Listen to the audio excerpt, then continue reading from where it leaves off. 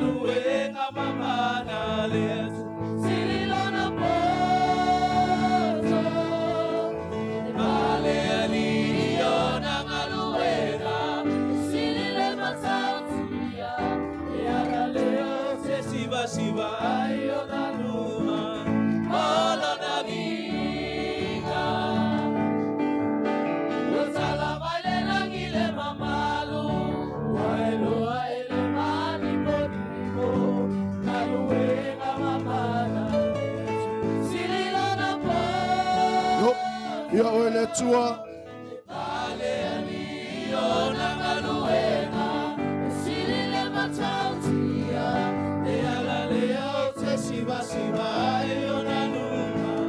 Beselo watua Yole tua Ema tautia lama oe Ya pepe se fia fia. Wa mama lutelele. Ei fata singa. Wa fio ma Yesu ole tupu. Ekalesia. Hallelujah, Osana, Osana. Pese fia fia, oyo le tua fai vavenga. Oyo le tua fa malolo. Oyo le tua na fa pale ya te oe. Wa mama lutelele. Ei fata singa. Wa fio ma Yesu ole tupu. Ekalesia. Hallelujah, Osana, Osana, hallelujah. Leo mitoluna. Batili bala. Yo. Mele ave sa wata ya tamal le tayao. Pese atu ilo loto ato. Se atu olima. Ave lau taulanga faftai. Ala lau taulanga siva.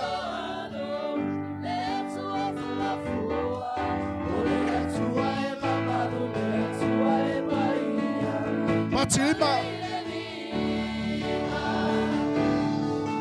Batilima. Yo. Hemole wila failo. Lema tautia. Lolo mea mama falo alo. Lea tua fafua. Olea tua e mama lolea tua e paia. Yo ele tua. Yo. Ya pepe se fia fia. Wa mama lutelele. Ei fata singa.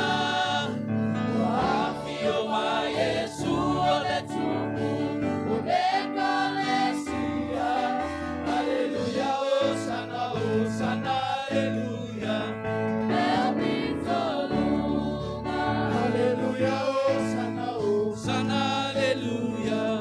El mitoluna. Ave sa taulanga pati le tua le tayao. Osana, hallelujah. El mitoluna.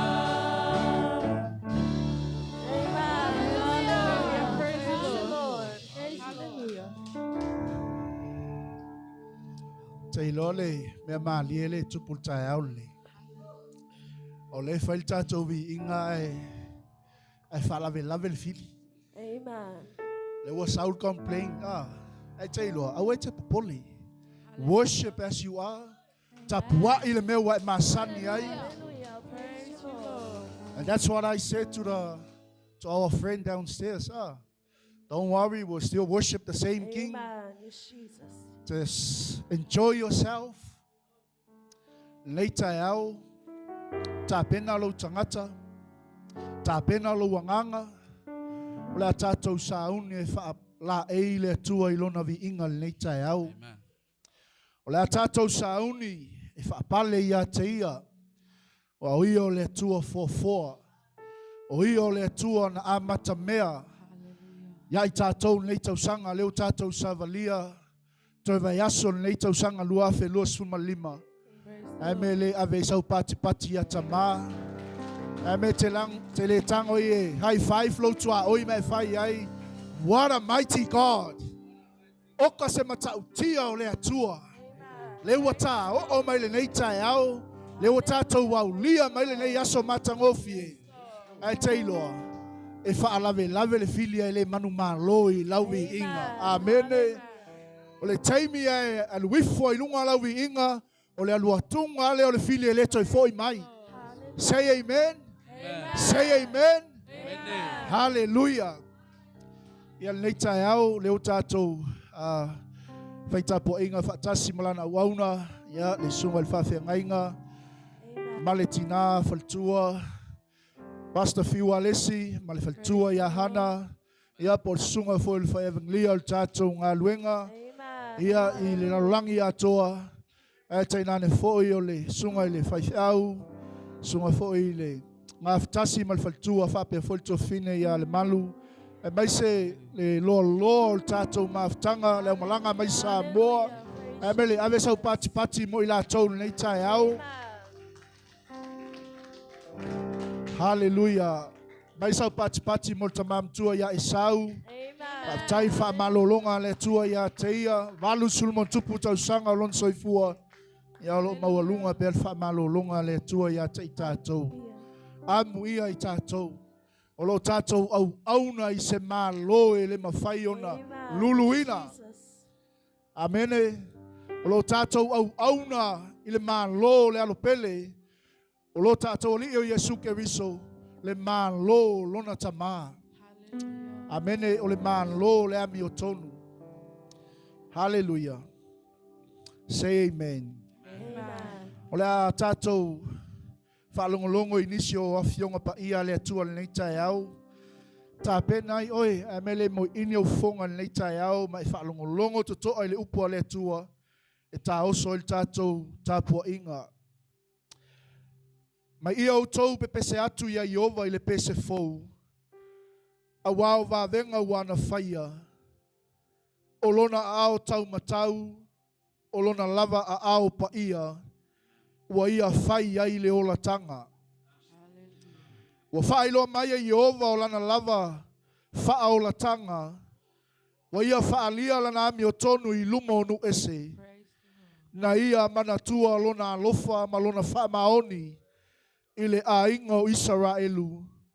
Ua i loa e tulu inga umo le lalolangi le ola tanga mai lo tātou atua. A fonga le tātou a inga. Fe mai ia alalanga ia Iova le lalolangi uma. Ia leo tele lava, ma ia alalanga fia fia, ma ia fai pe senga. Ia o tau fai pe senga ia Iova i le kitara, o le kitara ma le leo le pese, o pu ma le leo le sofau. Ia o tau alalanga i luma o Iova le tupu. Ia taalili le sami atoa ma mea uma, ua tumu ai, o le atu lau lau a toa mai ono nofo ai. Ia pāti lima vaitafi, ia alalanga whātasi, o maunga male fia fia i luma Iova, a wao lo o fio mai o ia e whaamasino le laulangi. Nate whaamasino le atu lau lau ma le ami o tonu, a toa manuu i le tonu. Tamal nei tae au, o mātou whalongo ma le totoa. O mātou o tangata tapuai. O mātou o tangata vivi. O alawa le tua me tutupu mai o mātou si o manga e le sui ai. Lo mātou wola tapuai a te oe. E le sui ai le tua la mātou ngangana. E le sui ai le tua la mātou ngai o inga i so se teimi mātou te o mai ai. A wai mātou o lau whanau. Filifilia ua umona e tau fia i mātou tamā. O mātou i loa mo mātou malamalama. Lo mātou tiute. O i mātou o tangata whaivi inga. Mātou o mai leitai au se o mātou patipatia. Loua lofa tau muli muli a te i mātou. Loua lofa muti muti vale. Wa le mawhai ai le tua ona e whaumatia i mātou tamā. Leitai au le li. Le mātou sauni e vivi i ma tāpuai a te oe. Tai mua oe le tua il tāpua inga lau whanau. Nei tai au whafonga leo so whao. Hallelujah.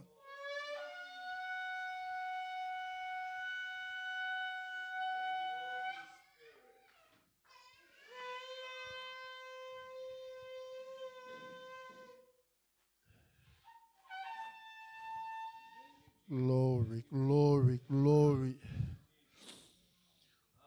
Hallelujah. Whaaftai tamā.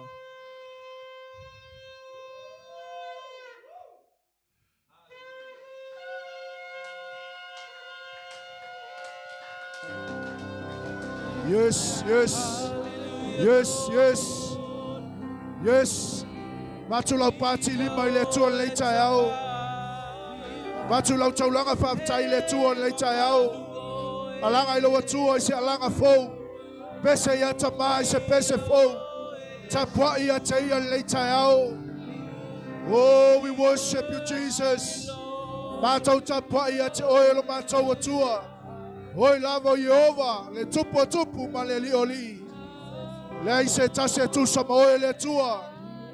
Le ai se tase tusa ma oe le tua ma tautia. Oe le tua ma losi. Oe le tua o fofongia. Si ai lo leo mai whaftai atu ia tama. Oe le alefa ma le omeka. Oe le amatanga ma le ngatanga. Oe le tua le ai somuta anga tama. Pese atu le matau taulanga whaftai ate oe. Wa oe le tupu ma le oli. Oe le tama o le whavavau. Oe le tua whamano lo. Oe le tua whaiva venga. Oe le tua o manuia. Oe le tua o le matai sau. E ao lau pule tama. Glory. Fa ofu I matou. Fa la ei matou le tua le tai au. I lo mamalu. Malo pula matau tia tama. Malo matang ofie. Eli e whaftai u matou iai le tai au. Le ono se finangalo se tangata. Ao lo lava finangalo tu tasi le tua. Fai ai mea uma le li e. E ia fo iatu ia te oe le tua. Le viinga. Hallelujah.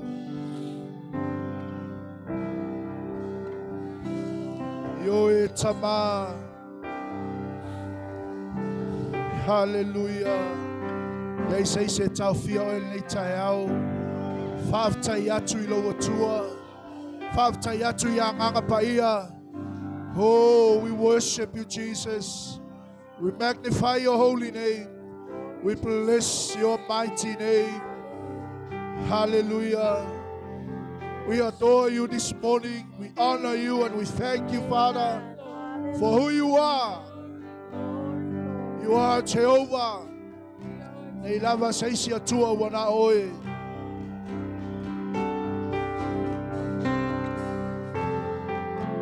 Glory, glory, glory, hallelujah. Ese lo atua leita au.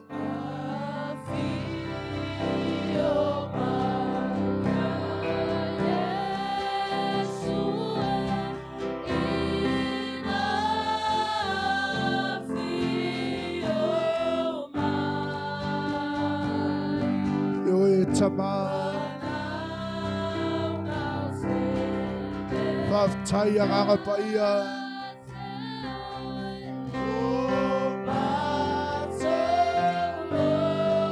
Fio maya oe Yesu e yo mātou loto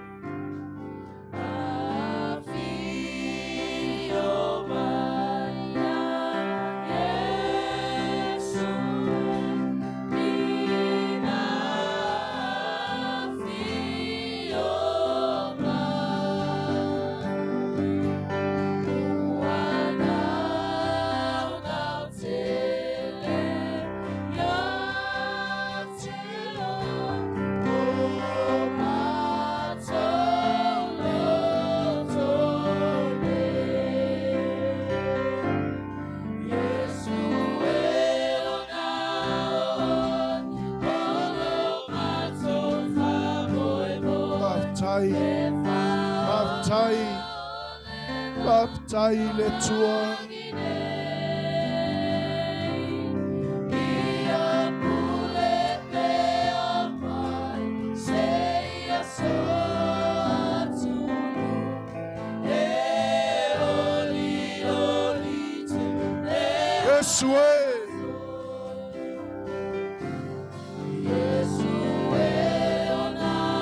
Baptai la faula tanga Baptai le tua le ola tanga moi mātou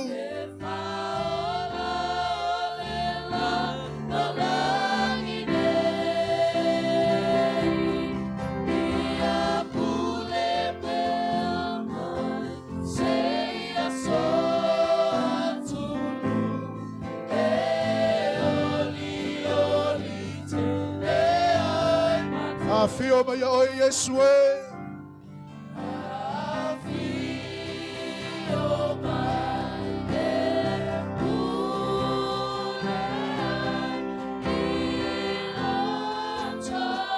Whaftai anganga pa ia. Tai le tua I lau le lei. O mātou le lei ai. Whaftai le tua I lau ame o tonu. Mātou maua I le tua le ame o tonu. Yesu e.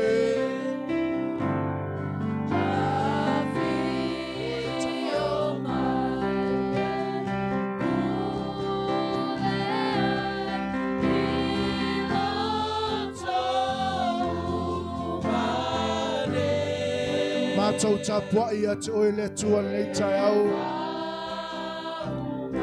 Fio ia oe lau no whali ma malu le tua.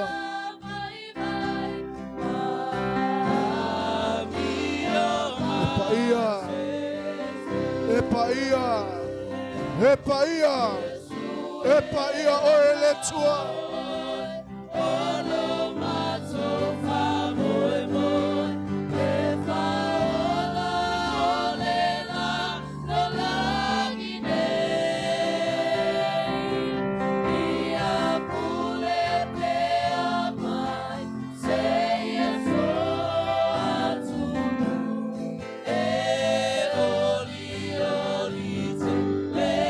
Se ai Yesu e baptai tai Yesu ngā luenga mai ai ana e whaia moi mātou baptai ngā luenga le leina e a mataina moi mātou mātou maua I le ola mātou maua I le tongi ola I lau toto tama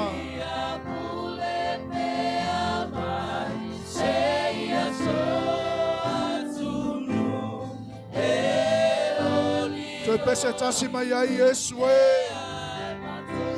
Ala oe lava Yesu lo mātou whamoe moe. Mātou whala ei oe le tai au.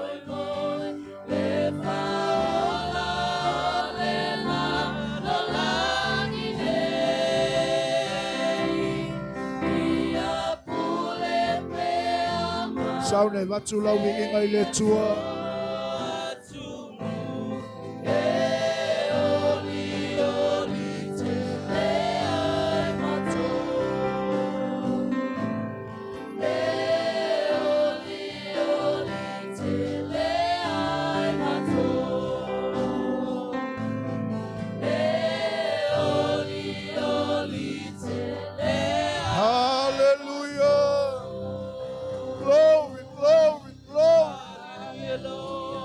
There's none like you, oh Father God.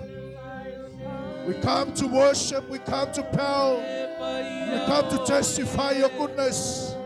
You are the Lord of the Lords, you are the King of Kings.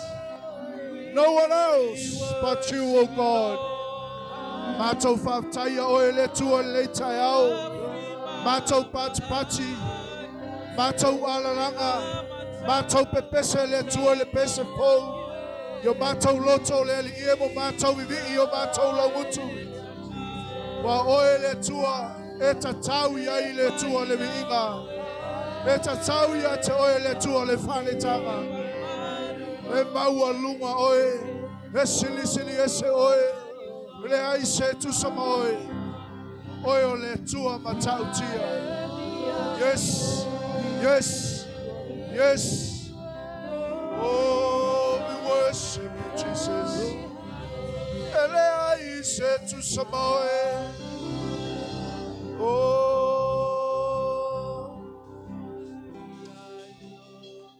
Continue to soak yourself in the presence of the Lord this morning. Awe te aluese malmamalu le tua le tai au. Waulau viinga, waulau whaftai, lau tāpenanga le sauma oe le neiva yaso. Lord Jesus. Tasi lava le mafuanga no tātou o mai ai. Hallelujah. Yes, Lord. Sei whafo il tātou whaftai le tua. We are on Jesus. Say something to God this morning. Fei atu sautala I atama. Hallelujah. Na uia fo ia malama ile. Savalinga na e savali mai ai nei tausanga. Ya e maunga na ifo I vanu. No tātou sava vali whainga tā ma puapuanga. A o ia lava na tau mua vai nganu le tātou savalinga. Ia lava na wha mamalu mai ona ao I lunga ia te I tātou. Eo I lava I na tātou sava vali le vano le ato le oti. Ai le aise mea na taitai ane ia te I tātou. Hallelujah. Hallelujah. Aise mea tau fia oe le tai au. O le tapo inga sao loto. O le tapo inga o lo iai le file mu o le tua.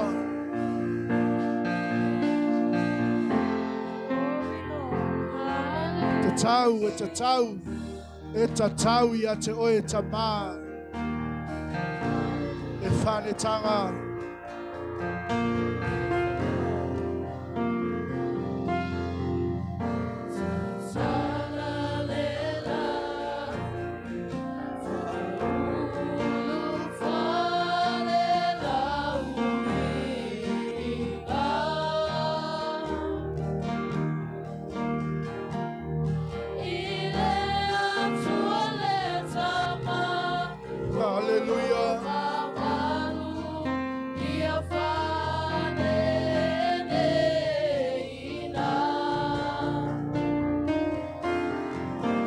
Yes, Lord.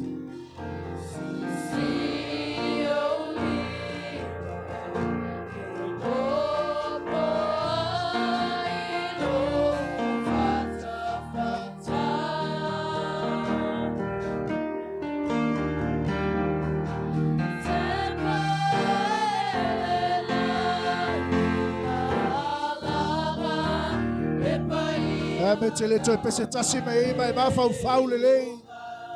To manatu le lofo tama. Ia whapale ia te oe. Na ia wala awina ai oe. Na ia filipili ai tatou. Lewo tatou maua le manoa. Tatou te tapua I sauloto I lona mamalu.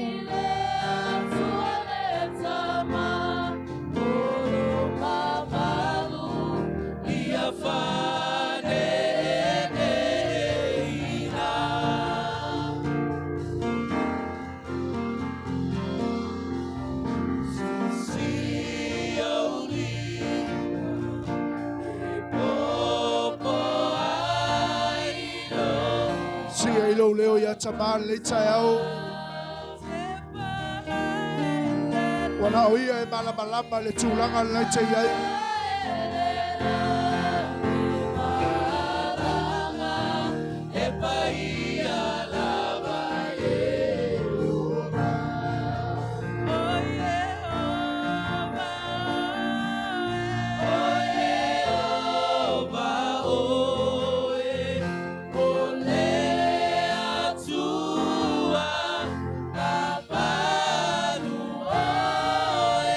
Ole sami loloto.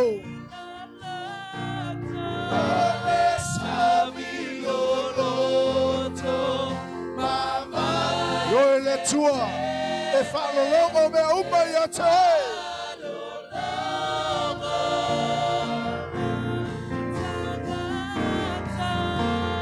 Sila maya le tua il tapo inga la panau. Ua I foto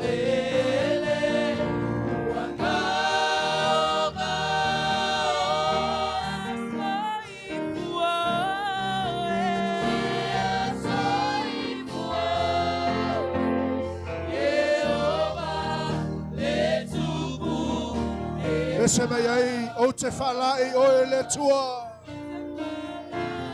Hallelujah. Yo e tama.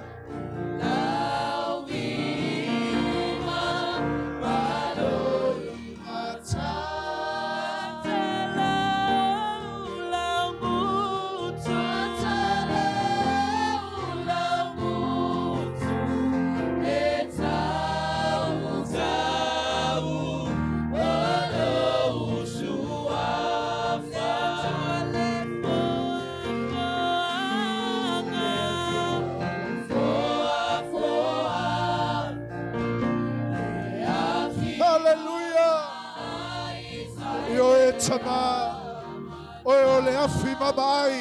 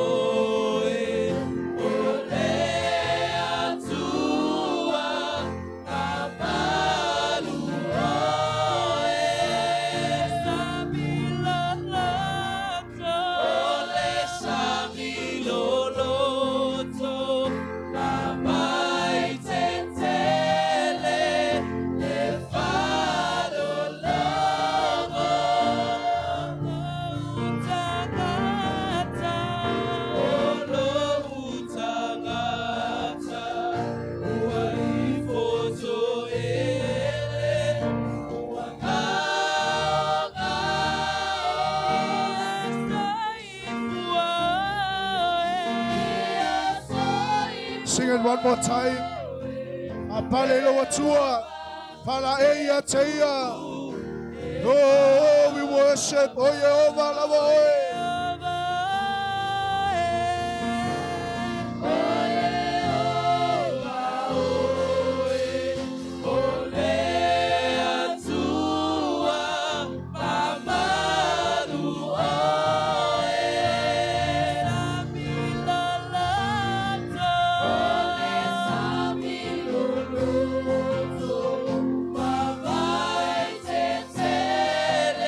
Se tu sama oe le tua o le fofanga.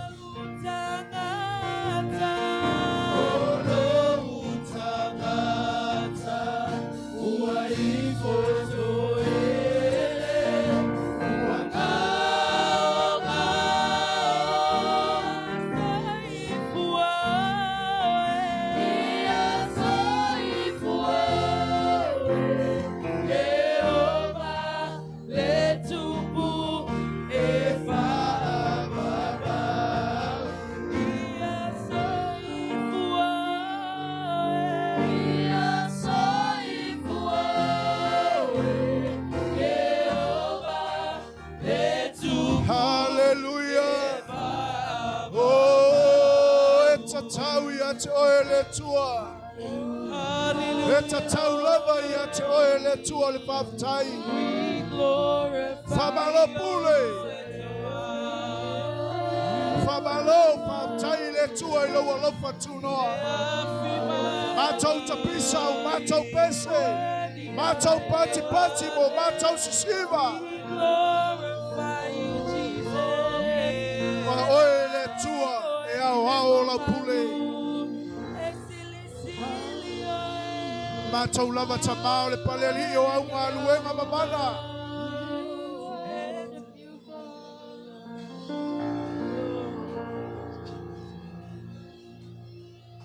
Hallelujah.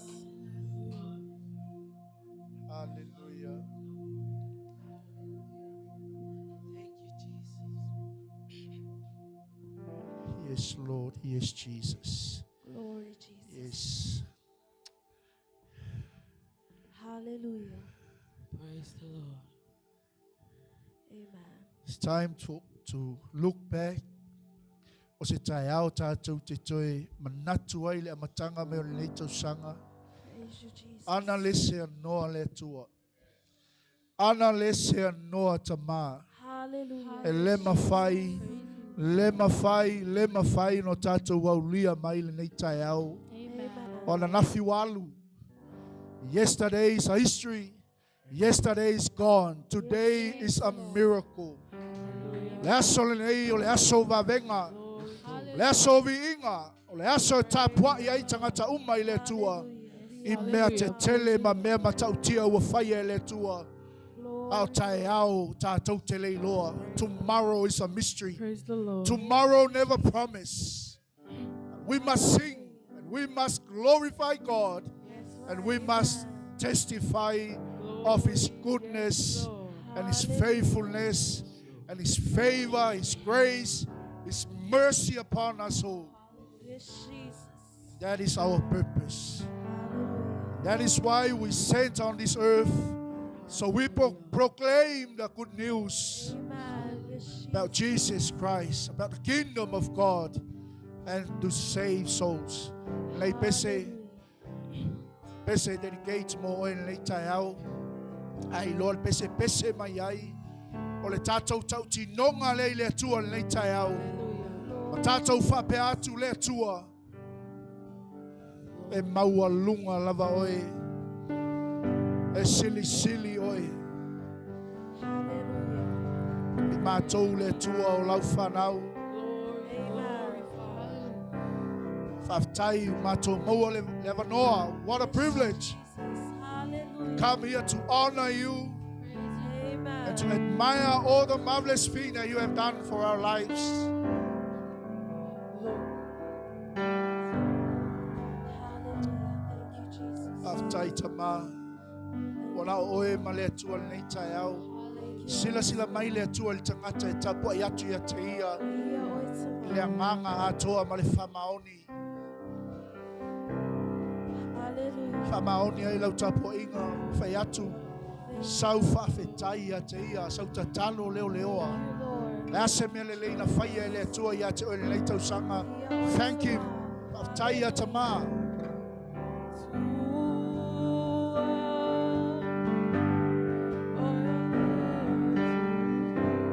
Yes. Yes, Jesus. Hallelujah. Hallelujah. Yes, Jesus. Yo e tama. Whamaoni lama oe la matou atua.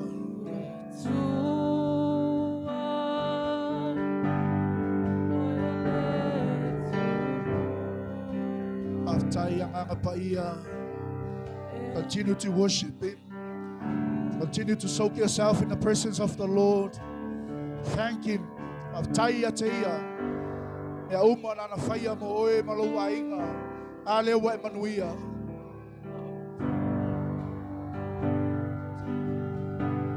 Praise the Lord. Whawhetai Yesu ke riso lo matou ali whaola. Hallelujah. Thank you, Jesus. Usu whatasi mel tātou pese. Lo atua. E tu mau lava oe whawawau.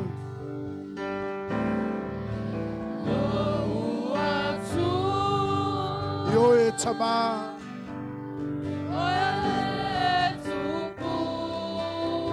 Yes, Jesus.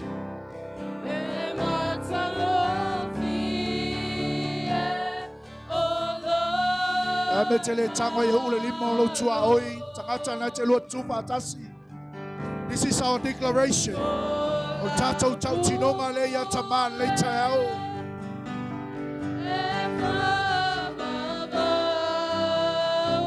Ta talo mo le tangata na. Atu le lua whawhetai a te ia.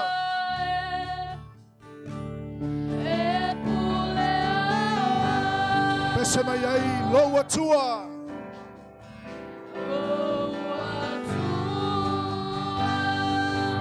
Yo e le tua. Tu atu lau a inga yo luma. Ma tau tau tino ma tau tau le tua lau whamaoni. Whawhetai tama.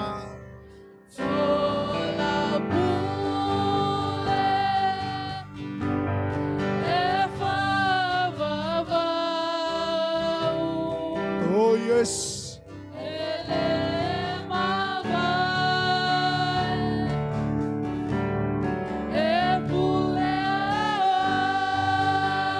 E tu mau.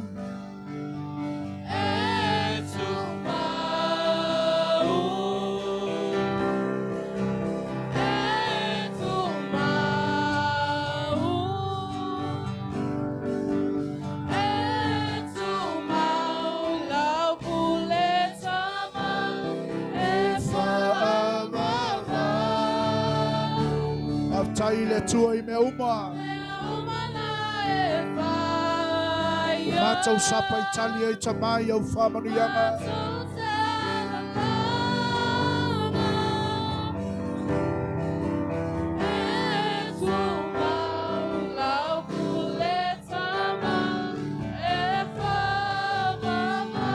E tu mau.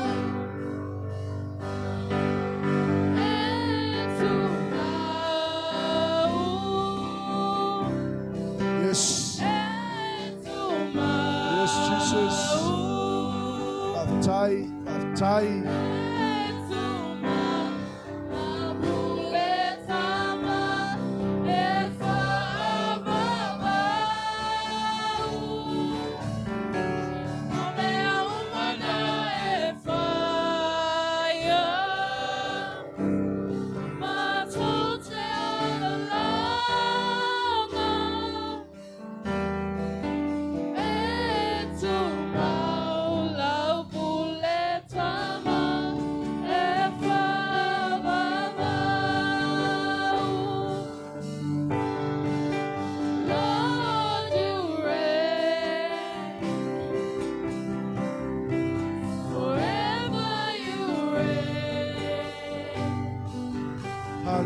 Hallelujah. Lord, you reign, your kingdom remains forever. Hallelujah. Yes. Everything you created, they shout out your name, Yahweh. Lord, you reign, your kingdom remains forever. Amen. Lord, you reign, your kingdom remains forever. Amen. Lord, you reign, your kingdom remains forever. Amen. Ave se taulanga pati le tua leita au. Why don't you hold that hand and raise up? Say thank you, Jesus. Hallelujah. Maftaita man leita au. Matau tapai ati oile tua male sauloto. Matau tapai ati oile tua male oli oli. Faftaita mai le malosi. Faftai le tua le avanoa. Matau maua le neita au.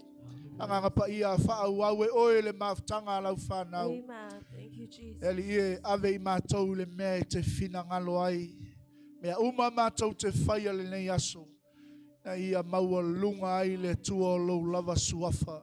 Anga le leita mai lau au auna. Ngai mai ai le tua lo whina ngalo mo I mātou. E ai le tua lo wanga le lei. Mai se foi le ie. Lou a inga o mātou mafuta le leita e au. Whaftai tele ta mā. O inisi le i o loa ngai mai lungo le ala. Whatau no mai le tua male manuia. Mātou a vatu ia te oe le whaafetai. O ai ta mā o sau leita e au. Maua o ia I ngase o le tino. Lau wha malolonga mo I mātou le nei aso. Mātou o mai, mātou te fia ai, mo mātou fia feinu. Ia mātou malolosi whaaleanganga. Av taita mai ta po inga si o mātou ta mātai tai. Mai se le ali ie. Mātou uma lava le ali. Lo mātou ngā lulue. Nei fo I tu o le ngā luenga. Whaftai ta po inga mātua. O le au mātutua, o le au tatalo.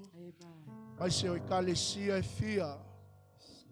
I so se fata whai taulanga whaftai. Whaftai anganga pa ia.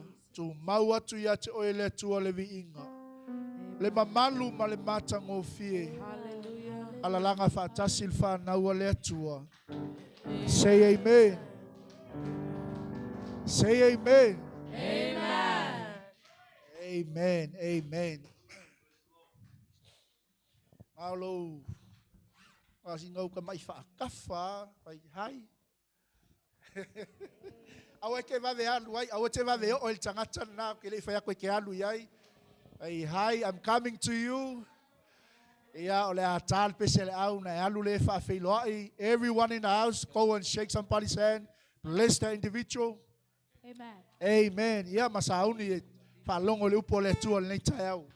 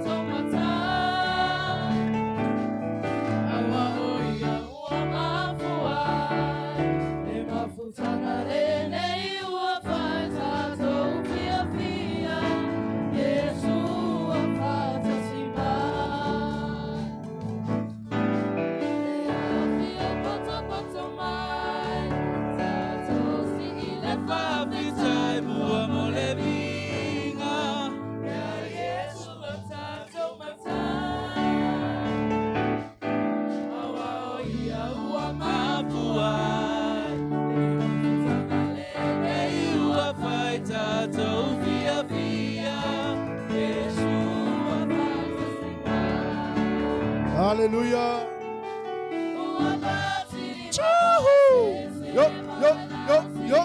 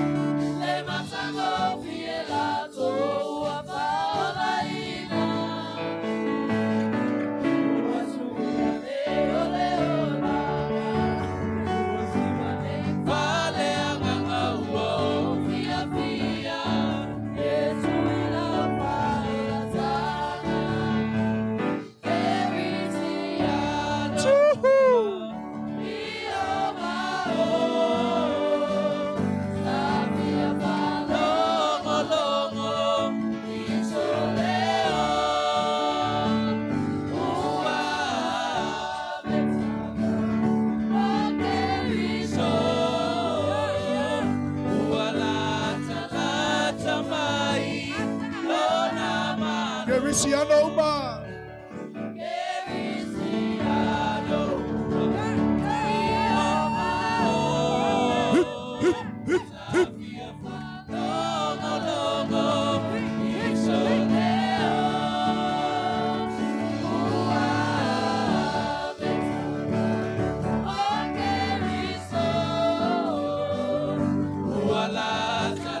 Gerisiano.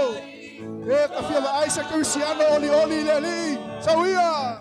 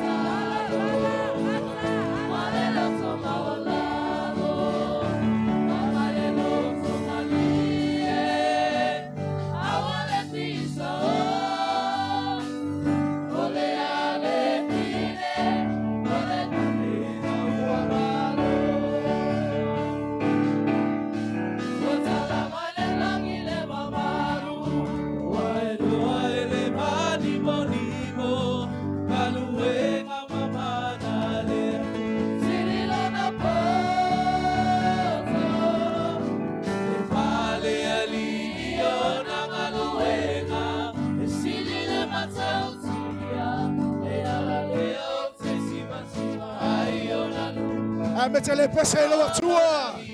Pese. Ya pese fia fia. Wa mama telele. Ei fatasinga. Wa fio ma Yesu le tuku. Hallelujah. Bailo tua oi one more time. One more time. Pese mai.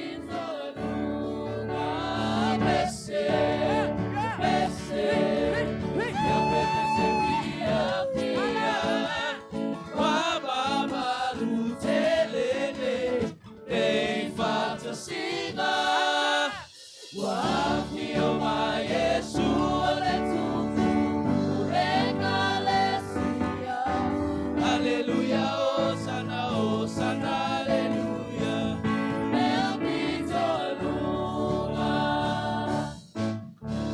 Avai mai foi le tatou ainga. Praise the Lord. Hallelujah.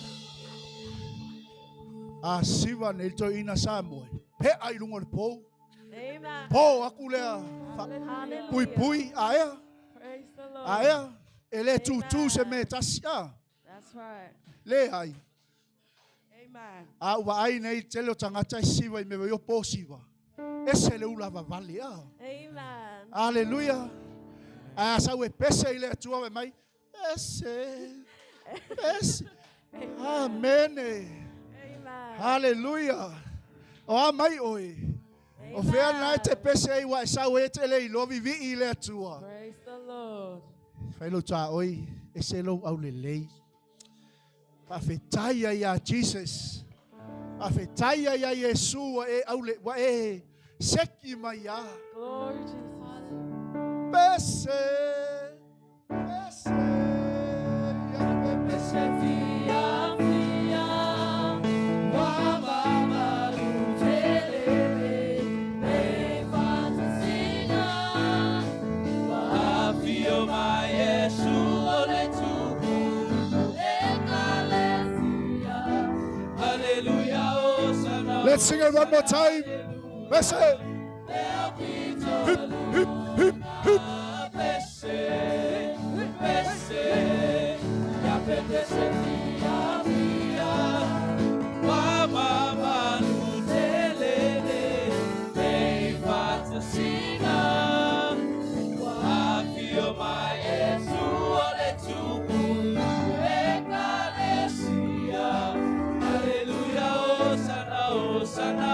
One more time. Alongo lele upo pese. Pese. Pese. Wababalu. Wapaia. Wabawaluma. Lenei fata singa. Ona wafio ma Yesu tupu. Oia ole aole kalesia. Hallelujah, Hosanna, Hosanna, hallelujah. Help me to lose. Hallelujah, Hosanna, Hosanna, hallelujah. Help me to Awe saulanga pats pasemi ole tua leita eo. Hallelujah. Praise the Lord. Praise you, Lord. Lua pati hallelujah. Hallelujah. Lua pati amene. Amen. Sangala ia ile sangata ni o tafa bai. You're so wonderful. Say to that individual, you're so beautiful. You are wonderfully made. Ya fai ai ma Lord tapuai. Ya you may take your seat. Alala mai mamalu le tua leita au. Ya faftai atu le au fai. Amre mai sau po mo le au fai pese. Ele fai ngō fie ngā luenga nei whanau. So o ia te au. Amen. E le fua la wola tapua il pa od kitara. Pol pa od piano. Pol ki amen. Pol mea whaili. E te sau ma lau tapua inga. E lau maota ma lau lawa. E whaala eia I lau atua. Amen. Tō le lei lau sela, se I seki lei oe, ia.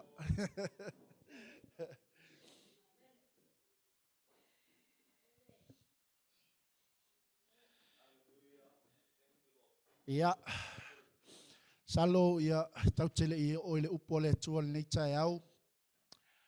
O le a tuina atu le nea vanoa I le sunga I le tai malanga.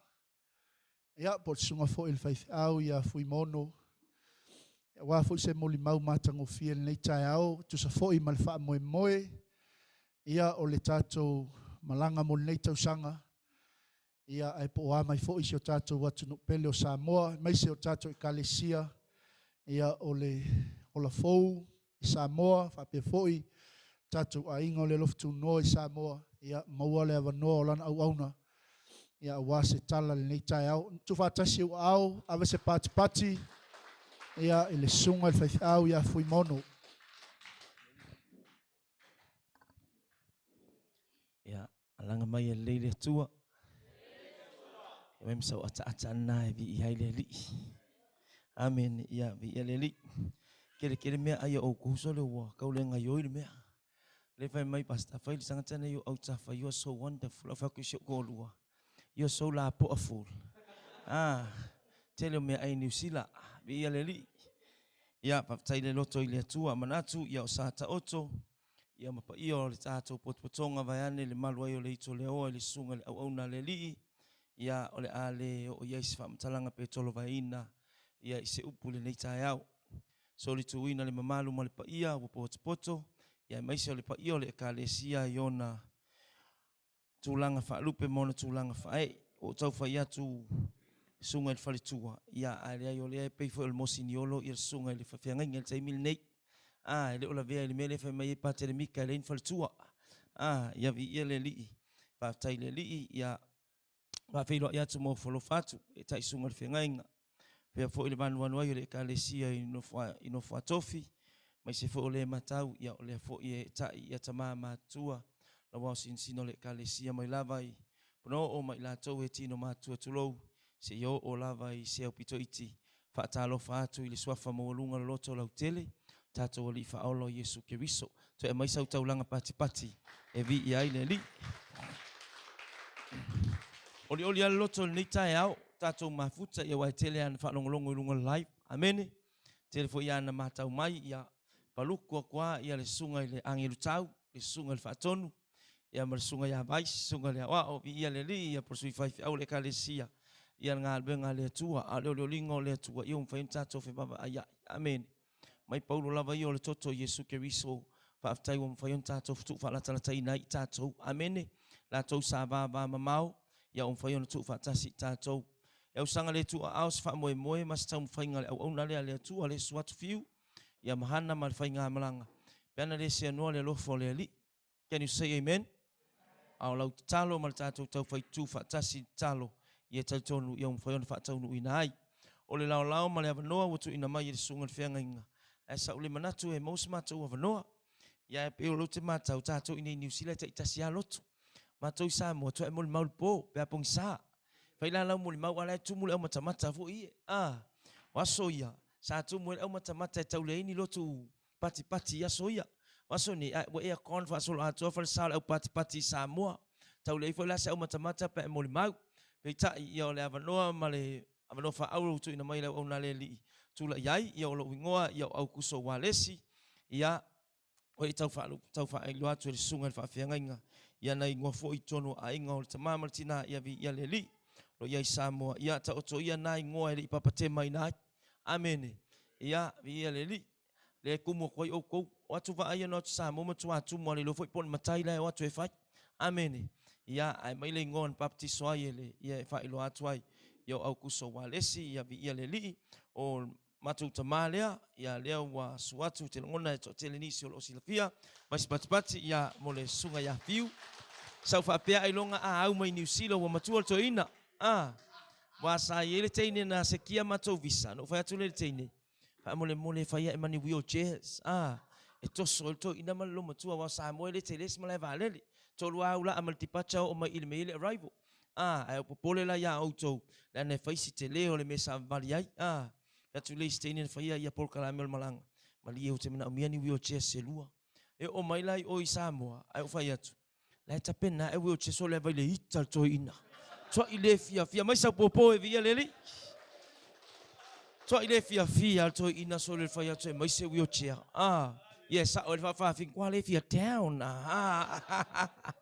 so ale mana o ta wa to la matua ia via leli va pena foi la tina vi ia le li na to sisi la malo mo le malosi ma to tau no mai le maleva lele wina fsu ia ile tau ile tino tulo ia o lo anga le li sa vali mai ana ile mena ile va lele fa tau no mai ma to fainga malanga ia o le tamal ngalwenga ia mal tinal ngalwenga vi ia le tua ia fiu mahana ia fa tasi fo ma to mai malitara ino fo mai fiti ia yo ma ole no fo malitara ia wal me ia emi Samoa ka ka ia long ko lua ali John ia yo emi universal ka ia long ko lua ele yo na mai le tua ia vi ia le u ia lana le mau le sai solitara ia fa tai le Me siri o mai inele kale si ai manrewa litara.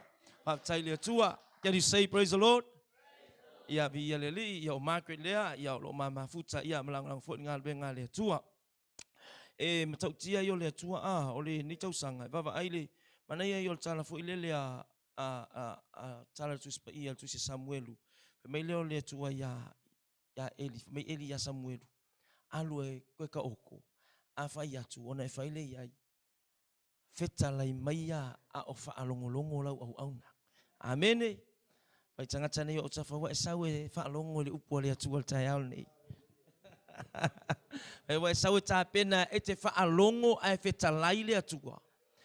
Lango tal no le fa Samoa e tau le masani le fa alongo. Ai masangi le fikalia. Amen. Amen. O matou fa ya onga ya wa out fa ya onga. E ele strand ngol ingilisi ta o listening and speaking. Tau tana le fa ya onga fa alongo tama ti onga. E vol taimi wa cha sentai le mea wa tala no tama ti onga fa alongo le fa ya onga.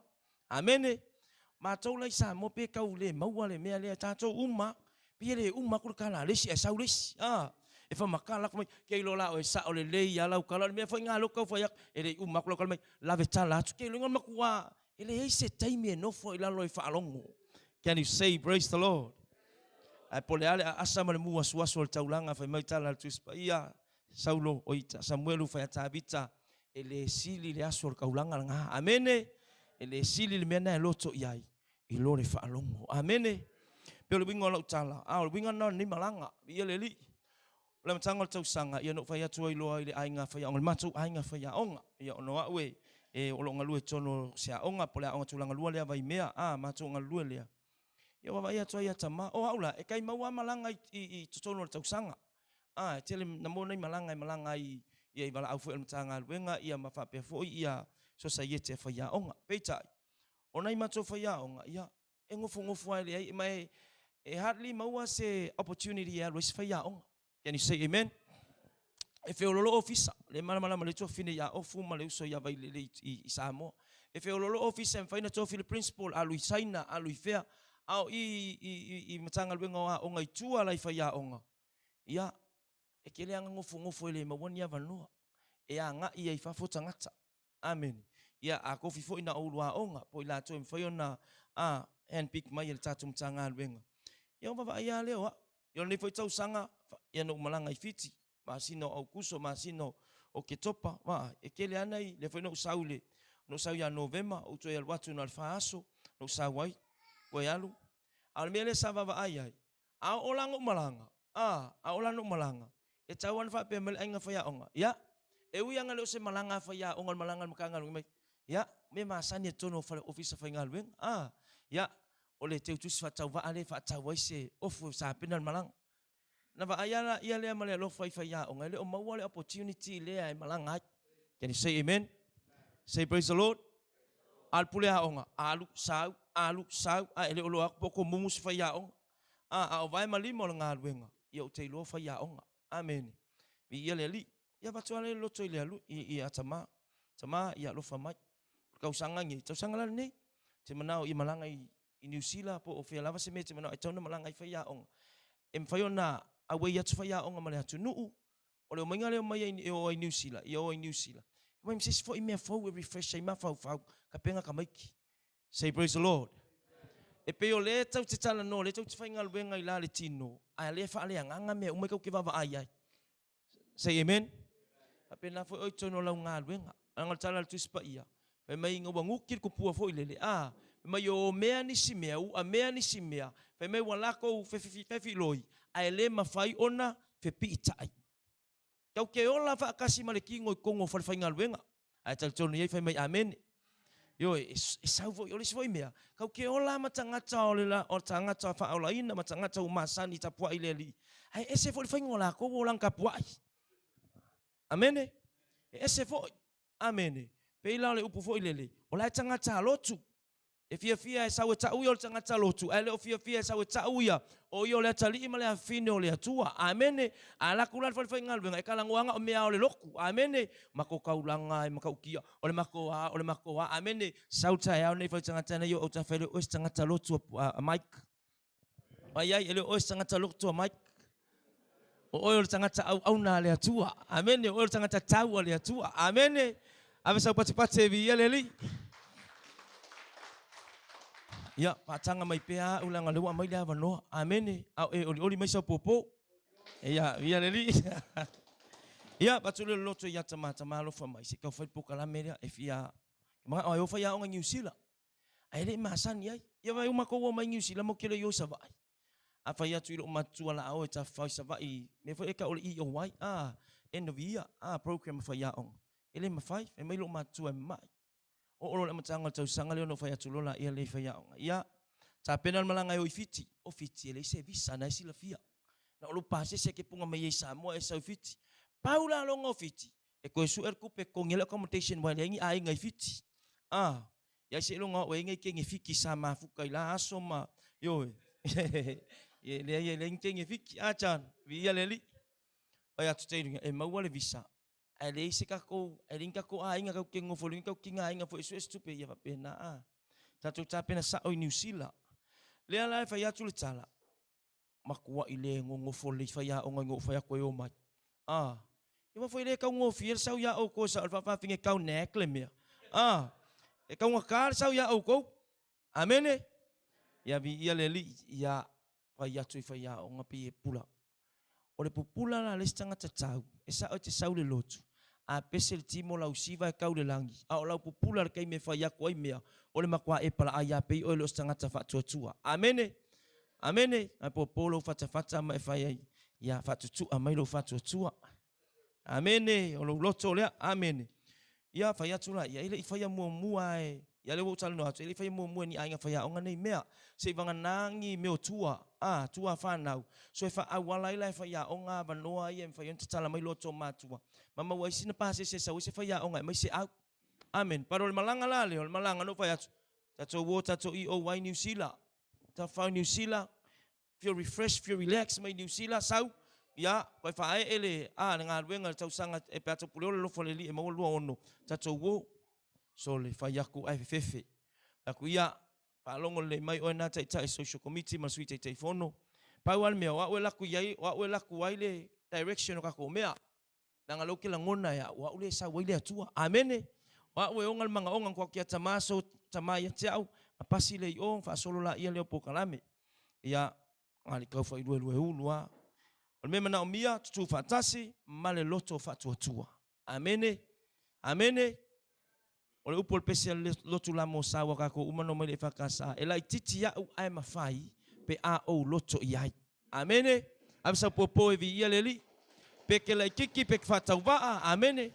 Sa mata ile ka kule ta tule kitaro. Pe ko la ikio ko au kaka. Amen. Ia vi ia leli. Ela titi oe. Ya o sisiva umale ka lesia ila instrument like ka amene ave sa popo e vi ia leli la titi ya au ai mafai pe a o loto yai amene o le loto la langa lau sta il mena mai le tu wifi amene ya le la sa ta pena ilo fa nga malanga ma fa sa ilinga selen yo li sa ilinga selen wan fa mai siulwa onga ya cha mai ma nga ya ko kele la wa onga kasia la mafti ele I mafti fa tasile a onga il malanga le langa ilo se malanga ale a onga amene malanga fa ya onga tuatu loto ya tama yang alue mai oi ya silia malis selawa fel tu pena fa alue fa ya onga le sabalingal nei mai le amatanga o tau sanga e o mai fa ungol tau sanga ai fa ya foi o tala le tingol pa fo ile le nemia e ya san palatam tovia kama vo e kulo se vai la ki fi alu ala kulo se vai amene Vai kakanga o ka fo e ku se vai o sisi. Vai ka se vai moku ya oi. Amene. O le ka fa ka mo e ku le mea. Ale pi e ku mal se vai fa kanga move le mea. Amene. Ai atu e saula ngona to ilalo yo tal noa. Pala ai yo tal noa mai fefe mai so stangata ele ola ila le fa tua. Sorry nga mea pala ai ya me ke fa ya. Ave sa pati via le li. Nga mea ko ilalo a me ke fa ya. Amene. A fe talai le atu al fa fe au. Ya fai le mea lea, so o le mea lea. Amene, o lea tua, o saul fai feau, ai fai yaku le kalesia, ai kua e lunga leis fatua tua, yo lea koe so fo ingai le kai yaku muri fale. Amene. What about if God spoke? Amene. Ai alme fai pia fa pea o lea tua, leo na feta lai le fai feau. Amene. E ke ku e mai ke o le tangata le fatua tua. Ave sau pati e vi ia le li. Ale ai foi se fatotua tala tu se e peru masania i tatou e le mawhai ona fia mai le atua. Amen. Vi ia le li. Ia whai lo malpo kalame mfatino. Ia le au asisi la iai. Vi ia le li. No whai atu la walawa whai a onga to alua sfulu ma le 5. Papopo ai mal au ngā lue whatasin whai a onga lua su mal fitu whaku. Ia na lua su fitu a ia e travelers tangata i malanga. E te uti talo mai mai. Ai ape aku koe misaka +1. Su e tātou pa se o whai a onga malana +1. Ako okay. A whai o lai e o tau loto. Kira ngongol mea mai a tama. Whai. Amene. O ma uala martina. Ma te whai a onga leu te iai. O te ngā lue whai a onga fsoswani. A o fiuma Margaret. E le whai a onga il maa onga. Ia mai sau popo le o mai New Zealand. Ai le a o ngā il maa onga. Can you say amen? Can you say praise the Lord? Ia o ma uala mahana. Le mate tono le a onga leu te ngā lue ai. O la o +1 la. Ia, okay, lopo ai mga wahana e wakpea fiu o langa +1. +1 la hana fiu. Ia la +1 la Margaret. Amen. So mātou sai lalo umole o le afo ia. Ele tongia la un pasese. Po mātou na tongi whatasi uma ele ainga whaia onga. Lea mātou te malanga mai. Mai sau pati e vi ia le li. So, e whaftai loto i le atua ono whai ngā malanga whaia onga. Sa lilo i manatu. Ia me whai ona malo lo. Malita mamalti nai New Zealand. Amen. Amen. E me whai ona tātou whilo ai. E whai ona tātou mafuta au mea wa whetalaita mai tupu. Tau ala ona tupu. Amen. Tau ona tupu te ilo foi wa lewa na nau watu le sunga i le angilu tau, sunga le whaatonu. Ia male ainga o le atua. Ia tātou te whia mau se mawhtanga. Via le li. Keilo. Mauan maa visa malau +1 ele tai November. Fiu e whaakali se visa silo makua hana. Le du uma ongo langa +1. Yoi. Kwa maua kuale visa o vaenga le vaeso le te last week. Tua maua tua ile visa o vaenga le. Amen. Ia waiva aia. Ia le loa ia fiu po le mele i fina ngalo tamai sau. Le ua sau. Ia le li. Ia le tua o le wingala o le tala. Ia wa umar whaamalu ia mai tama. Mali mato le longa. Mai mato visa. Ta ilua tau sanga. Ale fo foli le fono tanga. Ale au whainga luenga e whai mai au te roa. Ile masina o ke topa. Mai la sau pati. La saungi ai oso ilunga le vaalele. Vai pase so tangata masau. Le wa uman tapena e tamal na vaenga. Amen. Well, can you say amen? Well, can you say praise the Lord? So, ole coming October next year, te langona, ia pe a lofangia ele atua e wha umile o lo fiu, so i fua fiu. Tātou te whilo i fua iau ke topa. Amen. A lewa umanga ka penga tu tamale ala. Amen. O mea ia e se whainga tā. Mea ia o visa ma lia e whaftai moli lea nganga whaftai au tūla e whaisi tala. Whaftai lau sunga ni whia ngainga. Awa mātou. Ia sa wala au mai ia pasta. Sa ungia koe ka penga koe sponsor umale whainga malanga mai Samoa. Ai te iwa toe whautu atu pasta. Siaki le ia ole Immigration New Zealand Samoa. Pe ma whai ona self-sponsor malanga. Amen. Ia tasi ngā mea wa like tena le task. Ia ngā lue ngal pulea onga. Self-sponsor mea tangata uma. Se i wanga nā mātou, whaftai atu i lau sunga le whia ngainga, mali whaletua. Ia malpa i ole ai ngā li, whapele ai ngole atua. Ia mole sponsor sa atu ina atu. Amen. Kusala o to tele o malanga na self-sponsor. Ma foi le ave ngal pulea onga. Wa anga e sponsor kunga. Oke awa uma passport sinungal malai valet. I sola se whai a onga whai ngai lau e ka le sia ma oe. Amen. Ai whaftai le ali ma mea uma. Sawal inkia ia lo. Ilanga tribe. Amen. Sawal tangata ia lo. Ilona ai nga malonga passport. A whai a yanga fika wal ka uliar ko inga sai pipi au kaka aia ingei. Leo yengi au ngā tulo. Whiaro wakari mai. Ola e whengi ai New Zealand. A whengi ia la ingei. Whai ka real tangata. Ia ele ise mea o a whai nai. Ia lo unofunofu ai. Ia e mai se fōle sunga le whiangainga. Paro le nganga whaftai tele i le lii. O le avanoa. Ia mwhai fōi o na wha avanoa atu. Ia e langolango ai whai ngā malanga le tamamalatina. Ia mai se o maa ua tangata. Vi ia la le lii. O le ala leo le tātou mafuta. Amen. A le ala ele i o mai. So le olangi plan a mai kuma al sunga le whawhiangainga ma fiu. Ia i lunga leo le klopo. O le malanga vai mea. Ai whai solo ai la plan i lunga i il vālea. Amen. Lo fa yatsu fo ila el mato malanga ka kolo loku kasi le mea so le ia e plan mai fo ye fiu cancel e fiu. Amen. E se manuto te sila uma ye o ye le se ama e maua wa luas full fata mai ta. E va ai. Yo e ta mai ta fa na tasi le inte to lua alai le inte to lua. Amen. Ia e vi le li ia sau no melo tama le ai au fa kinga nganga le kale se fa no wal meno mana o yo le mai tapo fa tai ta si le li fa tau no ina mal fia ia e se foi le langono tama ia amene upo le atunu tonu tangata ilona fina ngalo tonu tangata ilona manatu ia le ala le tatou le mafuta ia ai bi ia le li ole afuanga na fa inga malanga la le fa ia o ngai lima leva ia so le malanga mai la tou pe ta yo matou mal tama ia sa e fufu lava me uma ono fa ia o ngai le fa fe au al to ina le sa o fa fe au ko fo ile va ila ula fu ma moe amen ia o matou la ia e to fa tau sanga fo sa mo pe atal so fu ma le lofa ma le anga le le tua ia we're only here to celebrate the Christmas with you ai o lo tau sanga fo ia ko ave le silo ma ko mas ko inga sa mo e fa la tau sanga fo io atu wale se la fu fa ta pe ina amen ia o le malo sin na o malanga le ia ne ia about 2 weeks ia and 3 days or 4 days ia matou fa inga malanga o malanga mai ne a le vi inga fo ile atua o tula iai le ava ma le fa alo le fa leo le nganga fa taitele no fo talo atu to tele o to ye mention fo ile kale se sa matou fe loa ia masunga pasta ma le fa inga luenga manisi na malanga atu ile lua afe lua sul mal tolu lua sumal fa le lua sumal lima tato fontanga au te lo le to tele na wal tato e kale sia wa mata wina le taiao ia ele pa awatu amen ia taila fa taila ile to mawal ni ya vanoa si sila mai ai matato mafuta bi ia le li o te ile matou mai fa pe mel matou ainga so linga le alu loko pretal va yaso atoa manga er kiringa pretas ko ingo fiure wak ia bi ia le li amen ia le o se mele anga amen o mawale avanoa mo fo ile lao amen haleluya avanoa pe le avanoa ia a ole petele avanoa mai pe avanoa fo ole upu ale atua wa tato yai fa tasi le nei tu tino keriso ia tato nga lu fa tasi fa malu lu tole kalesia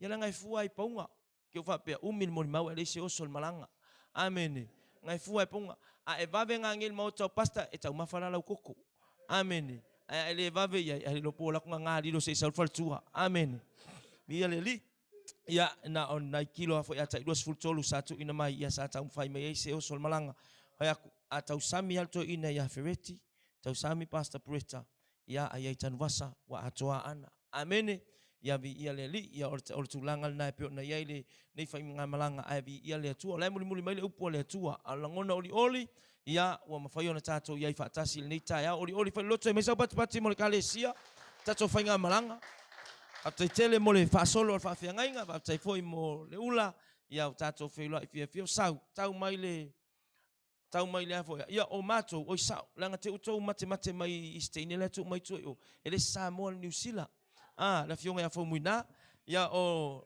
mai ta ila ia lo tu fine e lunga to au amene ia alala lalo ia inipia e tu sa i tu lai lo mai ta vale mai lo fa mai tu lai le mai va le matou tio mai ai sa mili mai lan ta vale wa le lava santu peton me sana va le sa mili mai lan ta vale mal matou va le aso na nafi ia ele leva na matou ai fa longa tu ia o tau nu mai fo no sa fo ia November sa vo skengel ka vale ai ulele mal va le tau nu fa tasi mai fo ilunga ni fa soli ku kusa le kula ia fe le mai le mai la va le mal ta vale afta ile tua titi al mai tua fine ia lo la ia masiona tama ia lo mafuta fo se tasi ala ngale statu ka le sia ila lo ai manatu le o tovine ai fa nga ina sangata amene whoever fa fe au ka kuai lalo fa tau tua ni me lai fina ngalo itama amen ai le fa pe kia lo eva au mai le la loko ko ka ko live wa ese usona inei e loko lunga le live me kia kai di John ya via le li ya ole tovine o lo mafuta ile ka le sia Unity Church ya le Christian Unity ya lai mafuta ila lo inipia ya se uso ya va iva ya lo mafuta ilunga le live preta mali ola fo Samoa ya mantua la o va se uso o la mafuta nga ilunga le live longo vinga ke ai le ya lai mo ke le vibe vi ile ali ka aku amen pa pena ya pete moi e ke ya fa ile upor sula tonga uta moi te yane tale amen ai ma kwale la va ma ko ka me fa ili mausul bese amen ya ebi ia le tua ia le tato mafuta tato filo ia pa taile li mai foi va ai nei tu ol tovine ia ese le anga le yo le tua pa taile le fa nga ina ia walo ma fa na nga luenga foi na lo fai Samoa e pangpangwa ia alevi ia ile tua John Vi ia le li o alava ni mea ua whaau penga ina e tama ia whaonga ina mo le li. Ia siva foi. Siva kwa ngai kai au ka kila ngai ngol whale o tamare ka kia ia ilo se whale o skangaka. Amen. Ave sa pati pati e vi ia le li. E ke alaku lo e kau seki kongo se whale sa. Lo ingo ngai ke alu ilu maa whale o le ainga. Amen. Kwa inga mea foi ngai mai. O kisonga mi ngoi o whangu o ki mea ngai. Ki waku oises. Peke la ala ko mai o so le ai ngole makua ka fi ai o fafinga ngai ngofo le ai ngai ke ai e sau nei o le fale o le atua ke ma sangia oi tanga tani o te ma sangia haleluya ave sau popo e vi ele li ya vi ele atua nei tai au fa tai loto le atua tato mafuta tal tonu wa fo ya lungo le nei fa nga malanga mai va ya solo toi ya lo fa mai pele li ya e tanga lo tu si lava le tama ia malusumai le se mato e to tele ni solo fa pe mai manu ia fa mo nga o malanga i New Zealand pe va ai mato ata e le se fa mo nga mato malanga mai ai o le o mai ka ka New Zealand soli mangele soli otara pe ai fia soli er ngaka sa o kala ai sa mo ka ko ve i New Zealand amen ave sa popo e vi ele li na o le o mai ia e mai e va mai o mai ta fa mau foi nei mafutanga ainga o ni tai o vai tunga maka group chat mai le silo matua matumalang e ko ki kia o mule vai vela wa maula o ki va ai se si susungu mai kongo se falo se ainga kuri fafo amen no fo fia no fo fa tai le tua ia un fai on tato tau no mai ia o le tala na male nganga fia tele male oli ia nga le tua nei mafutanga ia fo ile nga le o le li ia mato le mafuta le no foi oi manukau le ngole mea ia na oi manukau le matou te au mau ai nei mal tama tina mau fo ini lao kau ma faia kwa basta ngapo fai tang faia fo ini tai au ko ki ke faia alu ia fa fo le o sakali o fiu o ke lo fa la velave can you say praise the Lord amen ia na fa ai lo va enga le nei te iwa tau mate fo o sunga ia preta ia e le tau fa lo no tu fai fa o sa mo no fa tula ia uso malo a vida fo tala vauso amen e ma fanal mato tala no mal tu tai ia por tu au na le tu ia tala no fa auso ia ona e operator foi ia ele natia o mafutanga na mafuaina so foi ia mafutanga male lo fatuno ia le au na le tu amen le fa pela fa ya tu me so tanga ai ole fa pena tala no operator ia fiu o lon tama amen a o foi mato mafuta ia wa foi na onga na lo tu ina le malo matua i malisi mulivai sa ser ko inga malo mo ko le ulo ko foi au ia wa o ngai foi mo e foi ia i tu tonu tem foi sek ko inga sa ia na ol mafuanga la na ia e tau mo foi e titi dia lo mai ia mo foi se mafutanga mal sunga il fatonu ia po le tu tai tato sunga fa fianga inga vi ia le tua ia tai tele awale popole se me kas wala ko ia fela utala il melia langa le ngausok foi ngim ia sunga fa fianga ia mike ma ele masangi fiu ia meu McDonald so de masang ke ngana li mek mangala ula wa ngai mako famo anga me lo kuma ile pe pangale soli ya ka ke popole yo voka popole la o le na wo tau popole ai foi dele o le ka kala ko syrup e fa mai o le action full wipu yo le na tau popole ai te ua fa le tonu to ina tau wasailo fa mo esuatu la mai manuia o lo ia ile anga le o le tua ia o le tala no atu na anga le li mau foi le no ne aso tatu fa long fa tasi le pule tua tai lo sunga le fianga ia mo le ava no ave sau lang pati le tua poto le vinga tu mau fa tau va al tangata tele ni sala pe atu mo ni sia no vi ia le li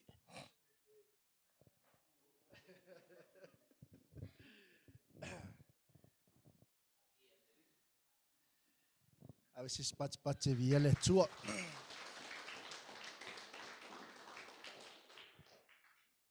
o faile moli mau le sunga ile e au ia fui mono te le o le introduction le ngau ma o mo le tato faila unga nei aso a ese le o le tua failo tua o le tama malteni o le malo fai ai a o lana maua lunga le vi inga o le tupu le o le malo ma sani il mato e kalesia ona faala iti le o tato tala ai mo moli atu le nganga whaftai tele ono le moli mau matango fie e sunga fo il fai au ia fui maono tu sa fo i male fai malanga mai Samoa ia ele tele stala nita au o le tamai a fiu ia ua loa fo'i le mafutanga I lungo le tātou o unanga Global Kingdom TV. E le tau whailo le commitment. O le au unanga nei fo'i tamai lungo le tātou o unanga. Ai whaftai ale loto I le li'i. Ia lo maua pelo na lau le leima lo na malosi.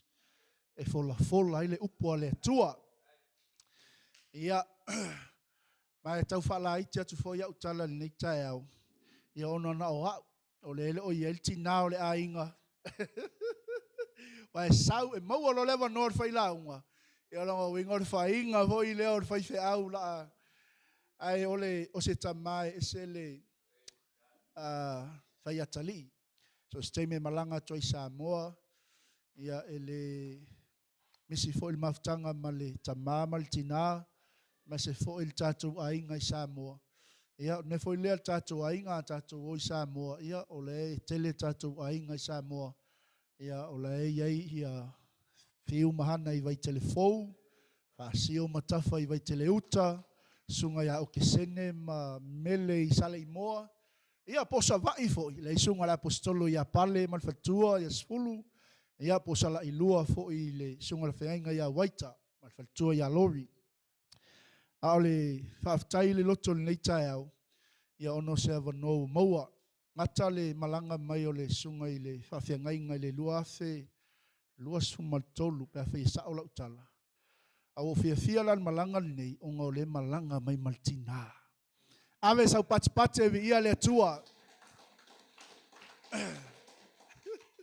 O le malanga na lua afe ma lua sumaltolu whaise o tinga ina tele lua ainga o le whaise au. E wili maltina I teimi uma e wha manatu le la ei o le mea tau sami. Ia o isi teimi e halu vini la nalo matua. Amene. Ia whaftai le loto I le atua le neitai au. Ia ono se avano tato maua. Ai sa uni lo loto e whaalonga le upo le atua le neitai au. Se moli mau mātango fie mai lan au auna. Tato tu lai whatasi. O le si le vaenga lea o le kalesia. Ele whapeo tato whaaloalo. Ono le tangata, ai tātou te whaaloalo ono le upua le atua. Ua so o na o li lo loto ia Yesu. Waia am laia te.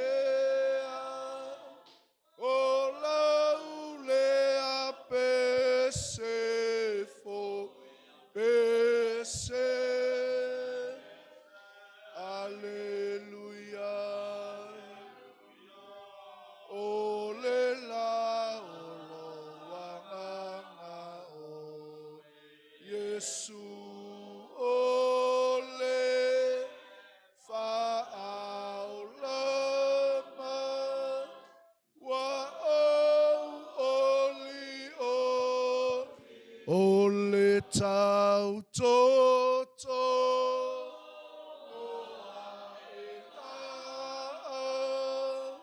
lola ua faine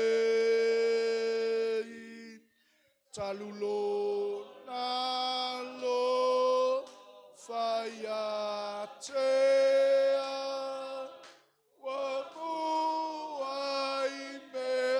Pese, yo ele tua. Pese, aleluya, aleluya. Orela, Yesu,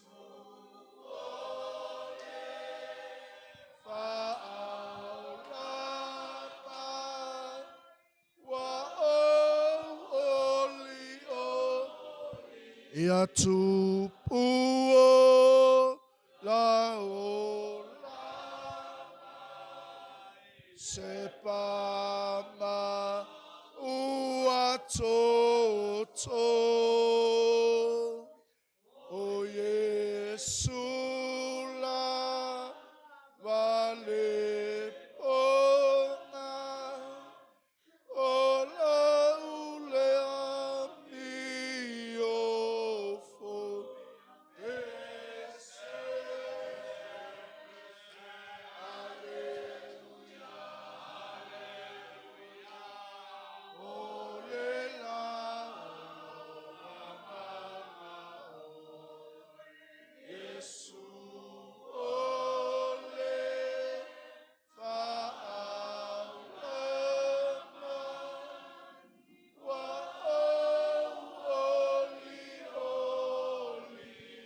tu fatasi au tatou failaunga nei tai au sunga le whawhengainga Pastor Phil Walesi tatou alala mai lalo whaftai.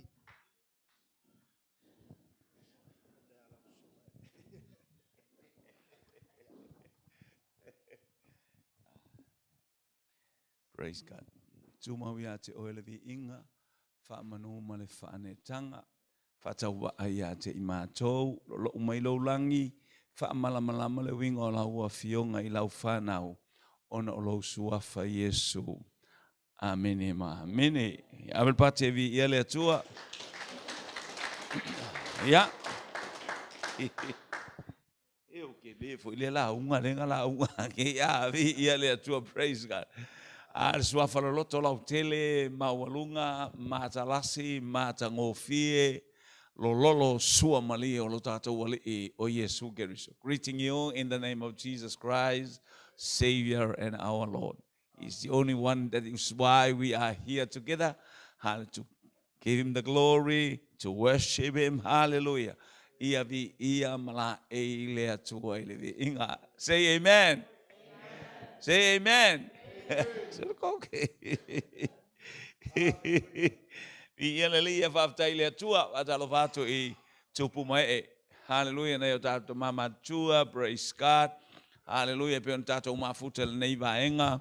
Hallelujah, o le tai au, whaftai le atua. Hallelujah, le kalesia I ona vaenga, es esta mama tua tina matua of. Hallelujah, vaenga es ese. Hallelujah, whale ngata fo leo leo so au auna, po le whaifi au, ia, o te tau al whaifi au o le angelu tau, langa I ngoia Michael. O Michael o le angelu tau na le langi. Ia le lia o te mana o awhaia ia na masani ai le ngole ma ia tau pe o Michael. Ia vi ia le tua o Michael la a o ina taimi e wai le aise a inga o Michael. Al ma maolo na a inga. E le popole se Michael na e kaua Michael. Ia te piwa tele me uche wa ia Michael lea. Ia a ma maolo lo matua o vai atua tau le tau tala le time. Praise God. Alua tu isa moa wa tu felwa I tawala fa kele manga felwa ka. Ma oile ma te o ma o fa la wo atu tu ki o ta vale rat sa vale me ar so pe ye se me ne fa le ton white or something wrong with your head ala o fa pe ye se me na e pisi o e ole fa to fer ki o ta vale ko o so ka ngor ki o ta vale le o te mi uma fa ala no o felwa ai e ave ai ma ta vale yo praise God out to mana o ia nei loa wo matua o kele mafau wa ise hana pe o se mea ia o fa pele ia la titi small boy sta mele ia le so se mea mateo ia o ina moe io wa ia la na fale la tu moe ai io telefia mo mela mo tautala io mela mo o quero que manga sa wa la que mo il mato fale hallelujah o te sautia mo il mato fale wa mo yas mato en ele mo tauta mo ela yo kwa yo mafatia le meu na o toi mato ino fereti wa kilia ko ilalo o mafakia wale o atu mantai to lua ia mo fa sola mo fa pe o mo ya se ko ke le nganga ese tangata ali Are poco e kau kwala. Ni ia le li, praise God. Ole ibas ful tolu na tatala ile lotu ole. Ana amata lotu le ale alo fatuno Pentecosto. Ibas ful lima o tolu lotu le. Praise God. Tolu ia te foi fe au na amata lotu le. Ni ia le li no lotu le ngalue fa evangelia ile kalesia. Praise God le lotu no ibas ful lima. En foi lea ivas fuluvalu ia wa mai ele atua fa alinga ia ma ua praise God mangalu foi mes foi au eu foi me começou foi au ila fa nau ma eu va pe awal ko ia va ngalu oe ala me ese lo wo le lo ftu no lo a wo me a wo lo ka la solo mo io vi ia le atua praise God ma ai kia ia foi langa foi lana lotu ele se mela pe ya ole misa fa Paulo ma Apollo ti ngama ya allo Apollo ma Yohane o anga ko peru ya yo Paulo masila Ia vi ia le atua. Ia ile anga leo le atua. E le atua. Taimi uma. Yeah, praise God. Isi melen fata ita ile fai fi au mana yo tal no atua ia e. O pe amasi o fai tawal tus pa ia na. No tal no atua ia watu wa ni sifa e mana ia le au fa longo tul la umare. Ile fa malos ia tu le. Ale sunga ia au kuso. Praise God. Hallelujah. O e mo me tus fai tau ale la fai tau tua. Io e at aufia ina tango fa e fai loa I lau tusi o le mau fai so mai mo le Samuel I lom ta upu e sfuma le ono fai upu le sul tolu ma sul fa pea ona tango le Samuel le fangunifo o suau wa fau wa ia te ia I luma ona uso ka vika lea ona uso fia lea o tamita ele anganga pa io Yova na fua mai lea lava aso ona tulai lea o Samuel walu rama sulfa ua tea lea nganga o Yehova ia Saulo ona o Sofia lea o ia lea nganga leanga mai a Yehova alo ia lea li fia tala noa chaya nei meta ua ole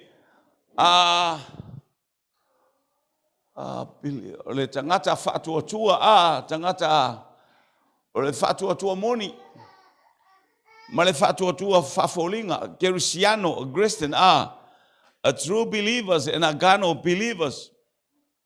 Hello? And speaking I'm going to preach this morning, hallelujah, in the word of God, hallelujah.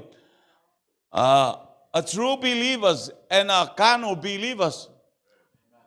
Ia ole Cristiano fafolinga male Cristiano famaoni ia leli ia lo tata no atu I neita yao yo mana iso kele ko au lo koli ko kele o ko ya mako mi ai ia leli praise ita ngata le number ole kasi le kausanga lo tasil tausanga ia leli praise God ole suma I ole usaunga le balu tolu luafe lo futolo predo so no le mafako amafelo ia ile preta an mafelo an preta I lungole ola na pokalame le ola sa faila pokalame e vala watu lo preta e wole le preta malisfo ia u si uso na sa ia sa tama pese fo ini si felwa ingo ya sive ia tamanga ke lo asive ingo sabat wa pe e kurvar ka ekul varga avelo na ola e kaukuai a kaule ngu kaule kenge ka e pese wa pena ai o leango na mio ia twaftai ole ua umanila na onga ole ua umala na onga fatus pa ia selbana ia viele au telefone le uso vo solo sai kamale ke masang ia ingo ia preta ai preta kailo ia bala au mai ia mafsota imalsunga preta ia wo one ina maua le avanoa mo saua I New Zealand ile se fapa ia ina o lisi fai fe au na sa vala au ia ona mama futa atiri ai le male sunga ia preta vi ia leli ta pena pokalame o pokalame fe o pokalame preta nga pato o te fa nga ina mai le taimi le taulanga afiafi ia praise God ia fa taila ia nala ia taulanga afiafi uma afiafi uma pe afia mawale ilunga le klopo au ko amene taulanga afiafi auto ai fa nga ia kuso la wali ia kele o kemie vai vala ko pele o ango ia io ai vai te vai ate ule e tai out te vai ate ule uri te vai ate ule afiafi hallelujah praise God ala wali ia e vai vala to momongo akule o vai kwa ala unga kule la unga kule ia pe fai atu fo se tautinonga to ino la vea ma ofusina is time amel patse vi ile to God is good all the time vi ile praise God ele atu ai telo time tapena vo nei fainga malanga ile se kako weling eskengi ile se me eskengi ai on mato wa inga ile faia onga la vai me ale au na ale onga ale ile malanga onga Kusole au nga simato ainga. Wa fo yo al fatua, al fai au. E ka ngofu ka fa ia watangi mai le sunga pulea onga. Pa male sau se e fai al mato mta pulea. Ia na la le sawol malanga to tele lea. Wa ana fai an nail suenga ele ma na ia le unga. A onga a bele ma onga kolisi ma o pena. Yo la mea ma ko fa ma ia ka ongi fai nga malanga ngi fai ia onga al vale lea. Hello? Ia e fa taila ma waile ava no sia. Hello my dear. Ia o sia pani popo lea ia e afoi. E le to tongia o e ka fa fonga mai. E le to tongia volunteer. Praise God. Hallelujah. E kupo e alonga malos. Ia le fa mai le o ma ua le ni manga luenga. O tangata atoa en fa ngai oinga a kope pa malanga ma mea malava. Hallelujah. E saule ofisa wa onga wa fatuole. O le sunga au kusu a fuimono o le ofisa wa onga. O mea mala la aita lafu le ofisa wa onga. Ele leile atua. They all the officer wa onga. Because of pepa mangar ko ai ko masing fa pole fa mea. Ai le ali ko masing ia a fa longa mo le officer wa onga ia nga e o ko le lo pe fo ia ko kuli. Warte mo mo le fa e ali ko ko of you pray every day. Pray every day. Pray every day. Yo ngai ngal wenga ia la ko kele o manga ia. Wa fu ile masangi fu la ko ia be. Ia ngar wenga le e fai so fi au. Ele ngata ile tatele la ba fu ave. Ave le onga si mato ai ngato au mai. Le ai se kupe ko kongi ai. Awa ese la ua fale ma la fanau ma le la lafu. Ia ese fo me mate no foi ma o la to ile olo le si la fiel sunga fai e Michael. Ia vi ia le atua. E alu ave se ko ma ko se falta vale. O ke ngia ulunga wala no va te o tele patu fo ai. Patu ilunga wala. E lo fa fa masawa nga o ulunga pa oso ilunga. Se lo wa mio fa e pe le sfai au. O ke le kai ya kwan io. Al pa wala mio ke ko e fa oso ilunga pak. The God jump on the paku. Fai fala yo me ko ikile ver kapano ko bai io e. Le melale ele o mafaina mata hala ia ile le pula onga o le latu o fai avelon to lua. To au mai, to au batu, to au mai. Nga luenga e fai slo matua pe sen tau sau le e o sau fala onga o vai mea. Ele lo fai le pula onga. Ale mata sua fa Yesu sau nganga le anga fasala vei o matua o mai ka wa upa i maka wa misa ale nga mai pele kupe i ai alo yo e fa mata ta lepe e ko fa tua praise God ai anga le na i tamiti nga le nga i tatu te fai yo ale fa pe mai le sunga yo mahua ale usa ma o mon fartu ele what to wa pe so le sa le sko ingo fui bon ya le la to fa pe la to li liu to tala fa pe so le se la pa senger kala fa fi awal ave le pati vi ele tua God is good all the time ele le tua vi ele tua praise God if after 11 Noah foi na moa ni ele ali maole no wala utula mai le luaf marto la fai kusol masino november ai oi fiu Mateo tutuela Mateo tu foi maresia na urutula le si foi angama le usole lila o ai voi o la vea praise o tu maresia tamna ia mai ele le fai au fa le wa pe atu o la tu ia o fa mo ama ai ile atu le upo le atu ina i halu male afi halu male mana praise God e va pe na va fa tai fo ia u fa nga ina hallelujah o seu titilo ile to fa le fa wow praise God la go wa is go fa le loko e pe i fa le loto to telefone to e karesia lisio fa loko in New Zealand e so le nga mai ka ya ba wa ka kala ka lo fai Praise God. E lo fa ia te o. Ia e whaftai le atua. Whaftai le atua I mea umalawa. Praise God. Ia le ali. Ia ileanga le o le atua. Awalane I ma avek tatou le malu o le taitai au. I le malu o le taitai au. Ia ileanga le o le atua. Ma I le pa I le atua. Whaftai whato tele nei tupulanga. To tele fo ina I. Oh, praise God. Talavo e ko ke le isi au kalavo wingu ia. E kele o ilo. Ia mana ia ingu pea. Ele fa mai Yesu ave esela o fa mai o tou o mafatia I avenga. O tou o tinga ina ma mafatia saung I atea.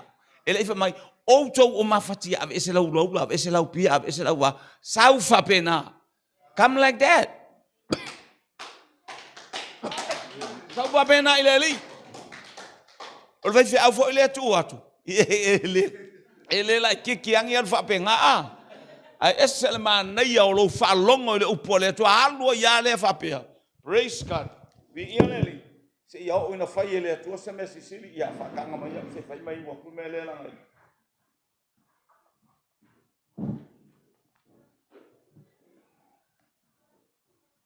Sau fa pena a fa yo inu pia. Vi ianeli. Eu fa kala kus pa ia. O mai ia tia. Ava eu nei tuai. Vai oe nei tuai. Sau fa pena ia tea. O tou o mafatia matinga ina ia venga. Come like that. Taimi o le atua o taimi a sisil ese. Taimi o le atua o taimi a matautia. A vevela, fuli a vevela. A maalili, maalili. O lo taimi o fatu le atua sau loa. A o fo la wa maalili lo no wingo le olanga leanga. The best time of our life. Vi ianeli, praise God. Se tango le atua e mold. Hallelujah. E tua I tono le mea tavilvili tala ile. E fai po mea ali. Latu eskielu a le toina o Jeremia tiltilo. E latu la fai ngā luenga al fai po mea. He was sitting beside the machine. Hallelujah. Nga yoilo le masini o le mea ta'vilvili is speaking of how mighty is our God. Le mea ta'vilvili o le matau tia o le atua le palasa I kongu le lefulefu ai. You are the dust of this world. O oe o le palapala, o oe o le lefulefu. Lele watu istono le mea lale. Le ta'milo o le mea ta'vilvili speaking of how mighty, how powerful is our God. Say tango le to a mold. It's coming to mold. Hallelujah. Lowo langa malowo langa. Say tango le to a ngau yoyai. Ma fai nguki. That's how Israel, the clear picture of Israel. Now mai ai kupito le mana o le atua o ese mai toro ai kupito ese le mana. Ai mai fa vale vale aquele ka mui ma aquele fai me valea. O yente gata fai me vale o la he la ngofongo fai me vale o le taimi e fa longo le upo le atua amene yele anga le le atua mo o le taiao tango le atua e toe fa oe ile mea e fina ngalo yele atua. Praise God. Se tango le atua e mold oe. Praise God. Yele le fai mo kango e so mai ale o ele se o ngia o le manga ya fa pe fo ma ko me o ele mai ai ro ki nga o le musula o le fa mau io o ke ngia so ai la ko ia vi ale ele praise God a tangola le atu e to e fau o ile me fina ngalo ile atua vi ele ali amene tangata fai yanga itaiao. O te usu po ata o so o ka mo ko foi feo o ku lo ka va o ku I ele ali a usu ala tu ile matou fale lo okay ka lo le val ka lo ya fa sa a no fol pito lu ma wa fato amata lo tu ile ko kwaka ile e fa so la fa pena te va ile lo le la pe foi la o to ile kai mi fa le o mi le la ma va vela la ke va fa pena tai milan nei afale valu amakalo E tala le valu ngo foi o warkan ka mo I ele ai se lima o mako e kalesia e alu I kokongu ele I fakalo fa mai akea ke ngo foi luma farsal me fe ko haleluya so stangata al mato e kalesia ele ma fa ngaru kokongu ele ka ngoi lo ubima po le al sa hello pastor hello how are you yo good morning pastor yo o aka kasi alo ka ngoi lima sa misa mel awal ke lo le yele ngari nga misa mai fola wala ngi e ngari nga kawa misa fola kwai se ko foi esse lo le fia ya yo e fai ai wa nga aba ka ko ka lu ma ka le a na sawa tango tu I lima fatala how are you it's all right pastor how are you pastor lan me nga kopi yo ke lo ka mayan me la ku e fai le pea le ngali vai ofu mana nga yala ofu mai ai ese so e le lokola kong ai ese al me la al wor kanga amen ese fa pe nga for ko ke lo ka ko ke lo fa tel beno fa su pe ala ke ka nga ka lo mo lu ngali le a ingale nga vivesi mai awala amen ka penga me ai pe le family ang singa pa penga le ka si aprete sa yo ma foi na tuai ele amen avela pate vi ele atua lesa ta fu imono me le olek hallelujah le tino ke fa le kingolo ele ia ai vi ele so stay me ai ke saule loku ese ano wanu ile lotu ese lo wanu ia Yesu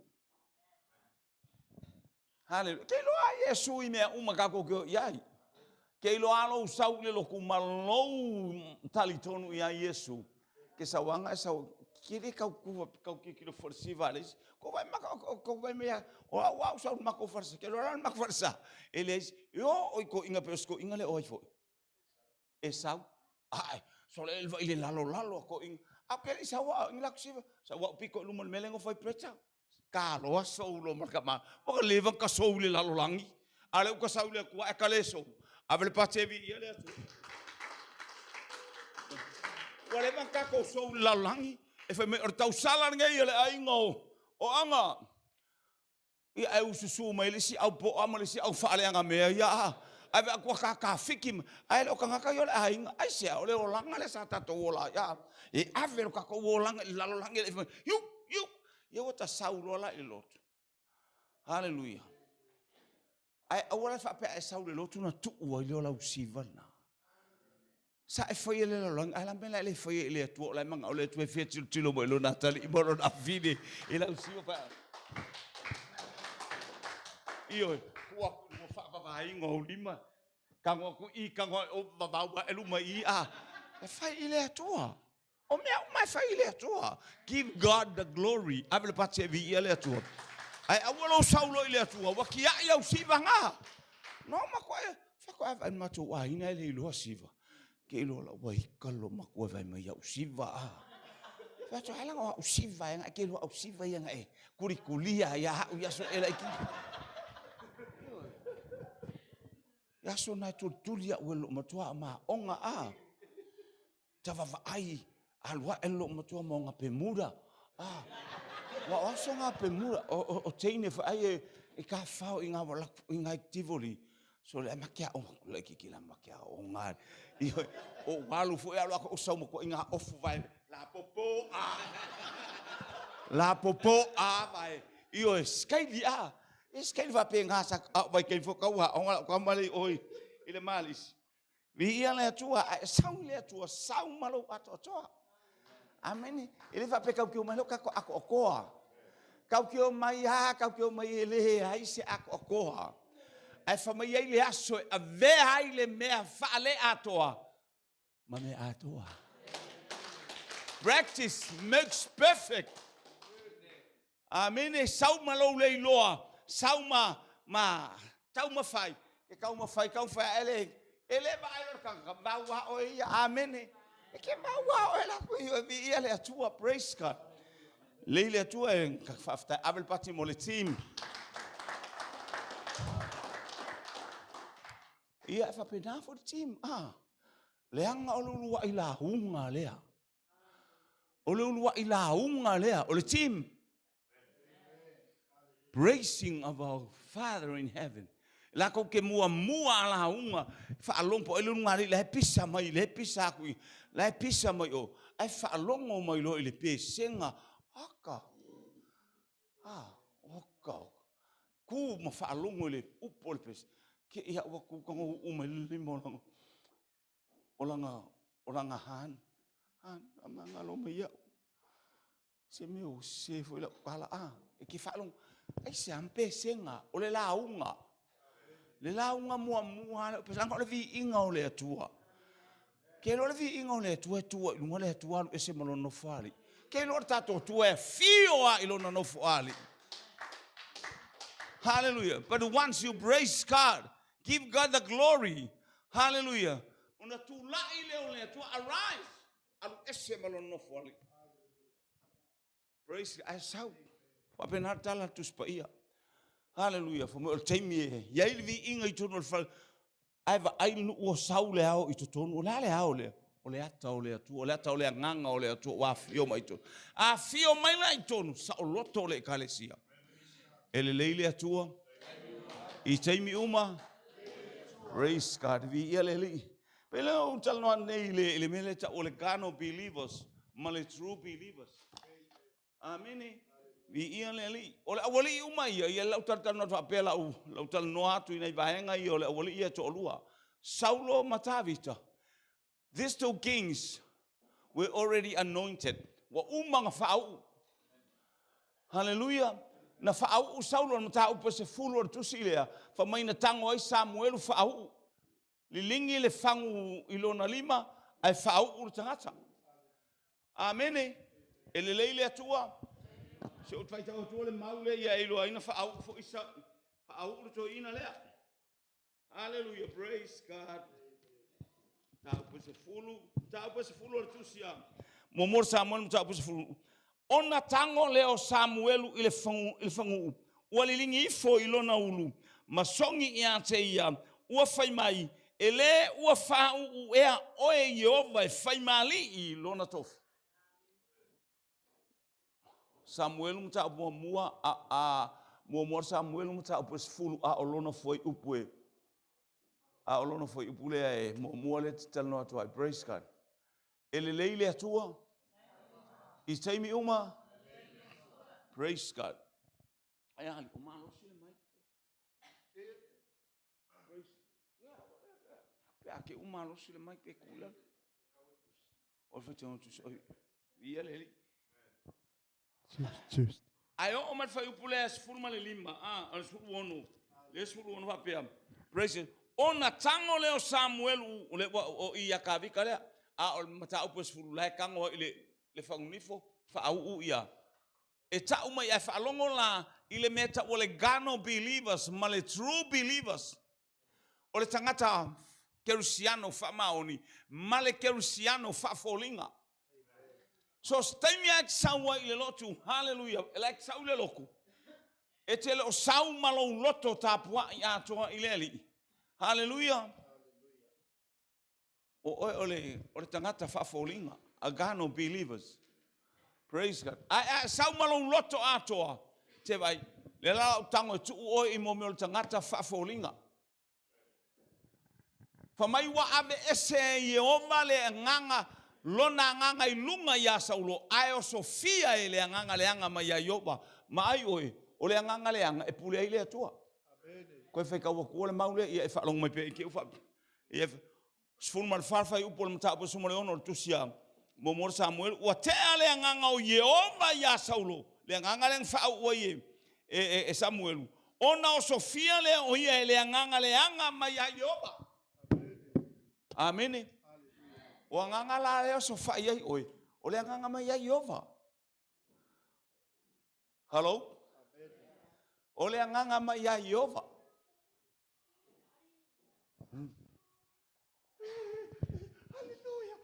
Oh yes. Albo que pala o cuello. Alô?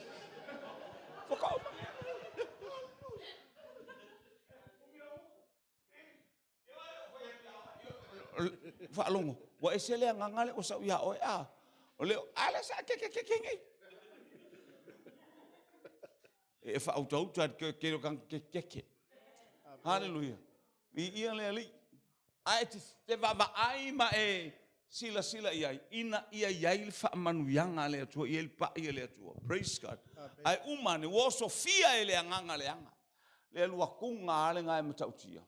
Tupul fa la ya Saulo la u tala no atu I hallelujah. Pawal mena bana oi Saulo wa mai Saulo.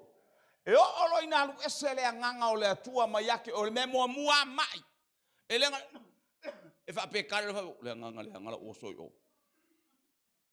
Pe maua o le mai suka pe mo fa o le nganga le nganga. No. So many mai, so many sickness. Hallelujah. Olo ai Olo fa mawalunga ia ko nga mai ia. Olo fa skolo le wa misa. E bala au malolo.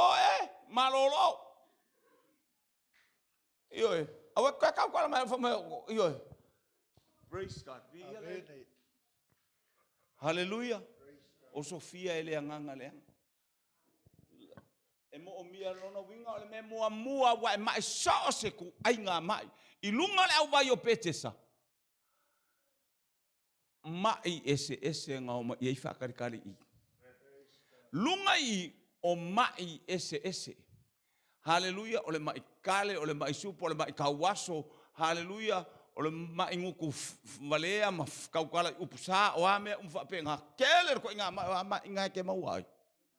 What kind of sickness you are? Hallelujah. O awhaina ai oe. Lar ko inga mai inga ke mai ai. O le mai nguku po le mai kuluku. Wa o ko inga mele a.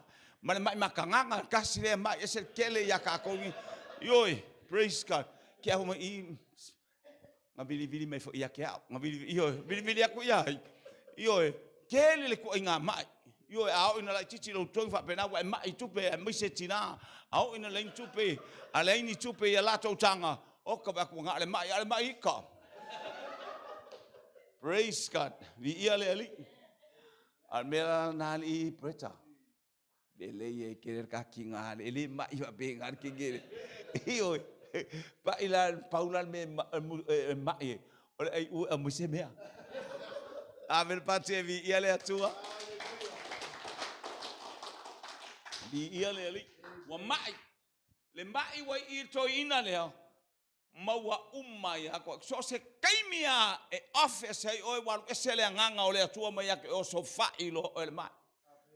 So as for mai lale wa mai lesi fa unga kano believers a failure le true believers lale wa sa su aner tangata le fofo ele os fa kaulai a sa orta matata kitara ke lo le mai like ka follow ainga kele mai like of kel foi kan geleanga ngo fia ulu kongolo ainga beside you like of ka follow valley la ia ko ki fainga wenga la ke luanga lu ele foi kongo le kalesia ke lo a viinga o le mana le langi e kalesia le team thank you team praise God o le arkan kale saumar kukua saumar malo me la sauma ia o ame nganga pa ya le viinga liu sua vai nganga pa mamulu esa ngufungu fai e ke akwa io wa na ba ku nga sa oloto vi ia le polang me nga misa ma to ina o fa ime fa le kongu le kaimi hallelujah o ame umalava e pa ile vi inga kavika malanga la se la au fa ke pe ka babalo pesa eu fa pe kavika io ita tu ma kaulia foi lá ele ngaka ngakala le tarpes au se o folinga le o kakala au le o pese oli ele ale ngalo oli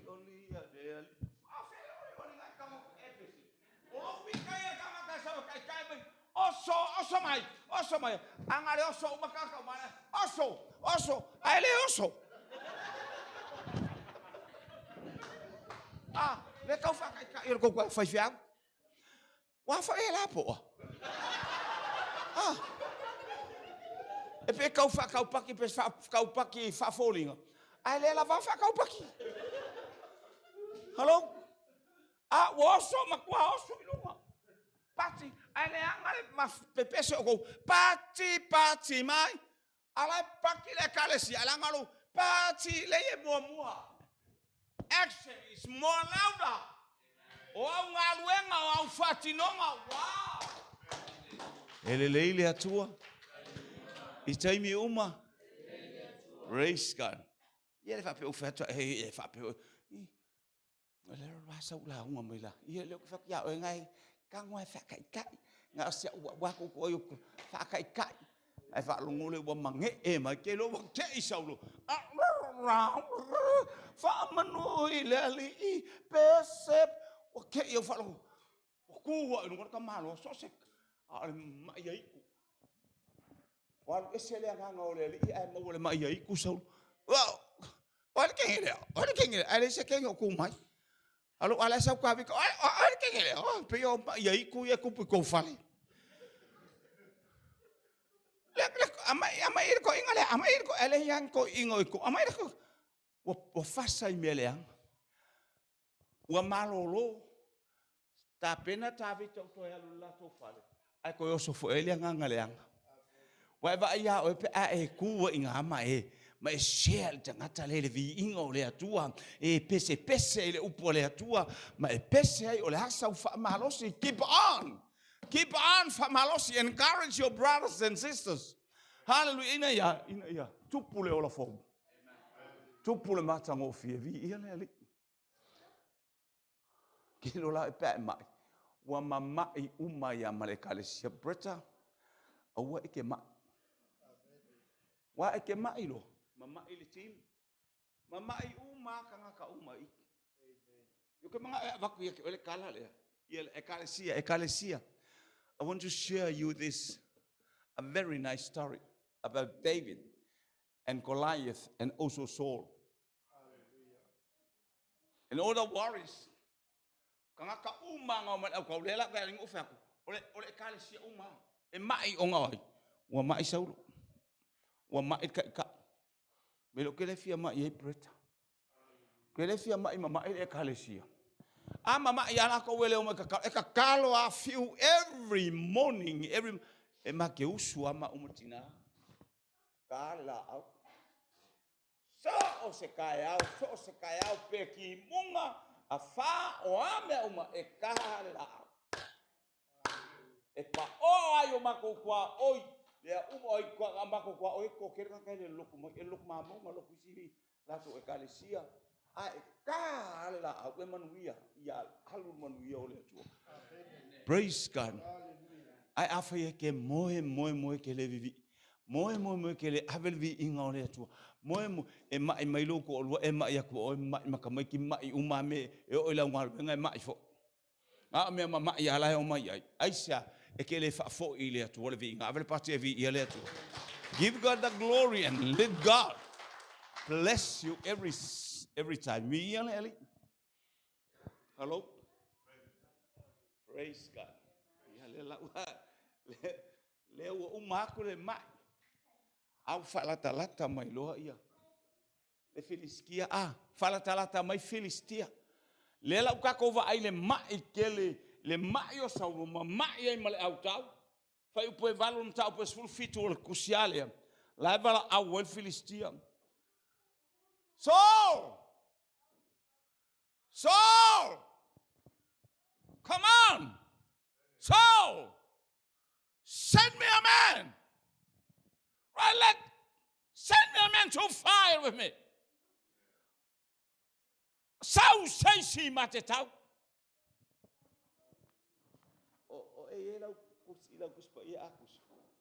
Se vai fole mta upuna sulfitu la foi kawa le ele to foi pu valu fa longa foi pu le valu le mta upuna sulfitu ua tu o ia mavala au atu i le tu tau a Israelu ua whapea mai i ate i lato. O le ale mea ua utau mai e tofi le taua. E le o au e o le Filistia, a o utau o au ngā Saulo.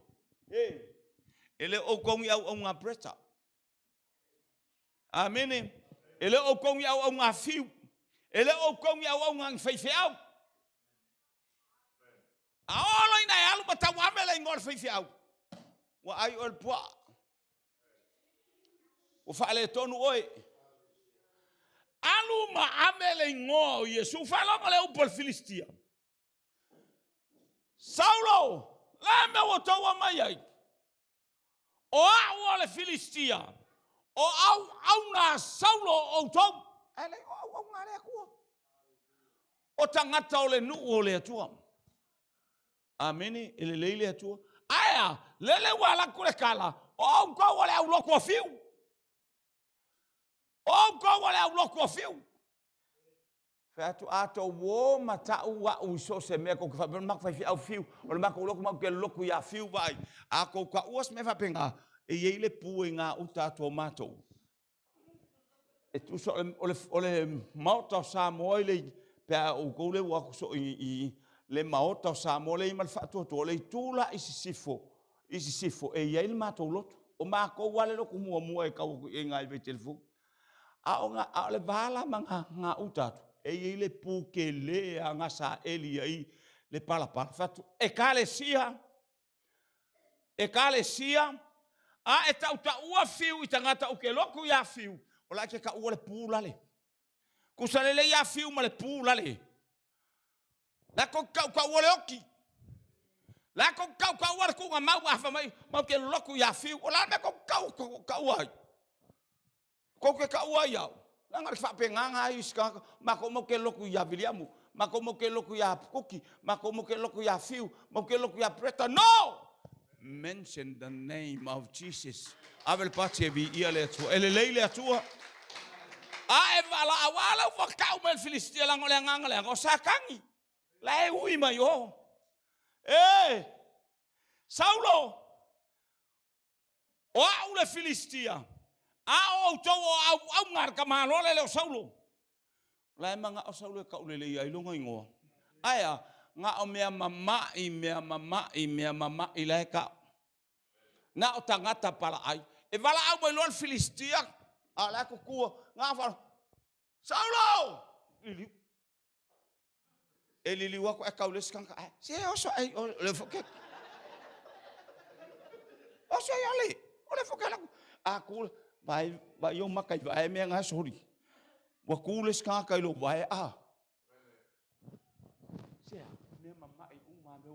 Amen. Abel pace vi ele atu. God is good. Mamai Saula ko ka vika.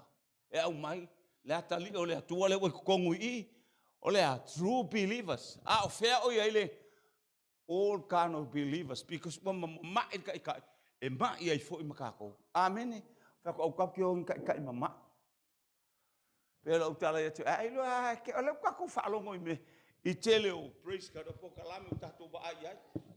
O kanga o mai ala o Afrika kalo maka ka Samoa ka wa kunga o ka fekuli ya oflu gau e po e vi ia le ali. E o ka ko le ngol fai au le South Africa ai ki ki fo e fai au ya tatou. Tanga tatou. Te va ai me tupu. I me ali. La ngala fa ali mo yele nganga pa ia wo le time. Ai ta pena i tato umea. Au wa le fa o tanga le tu ele leile tu. I taimi uma. Praise God. Fa long oi. Le wo bal mamai. Le lo se fa mai a fasir ka ngakai e ngofo mare fingo. Ngofo mare fingo fa fi au. O ye ngofo mare fingo so fa pe ngai ska ngaka. Praise God.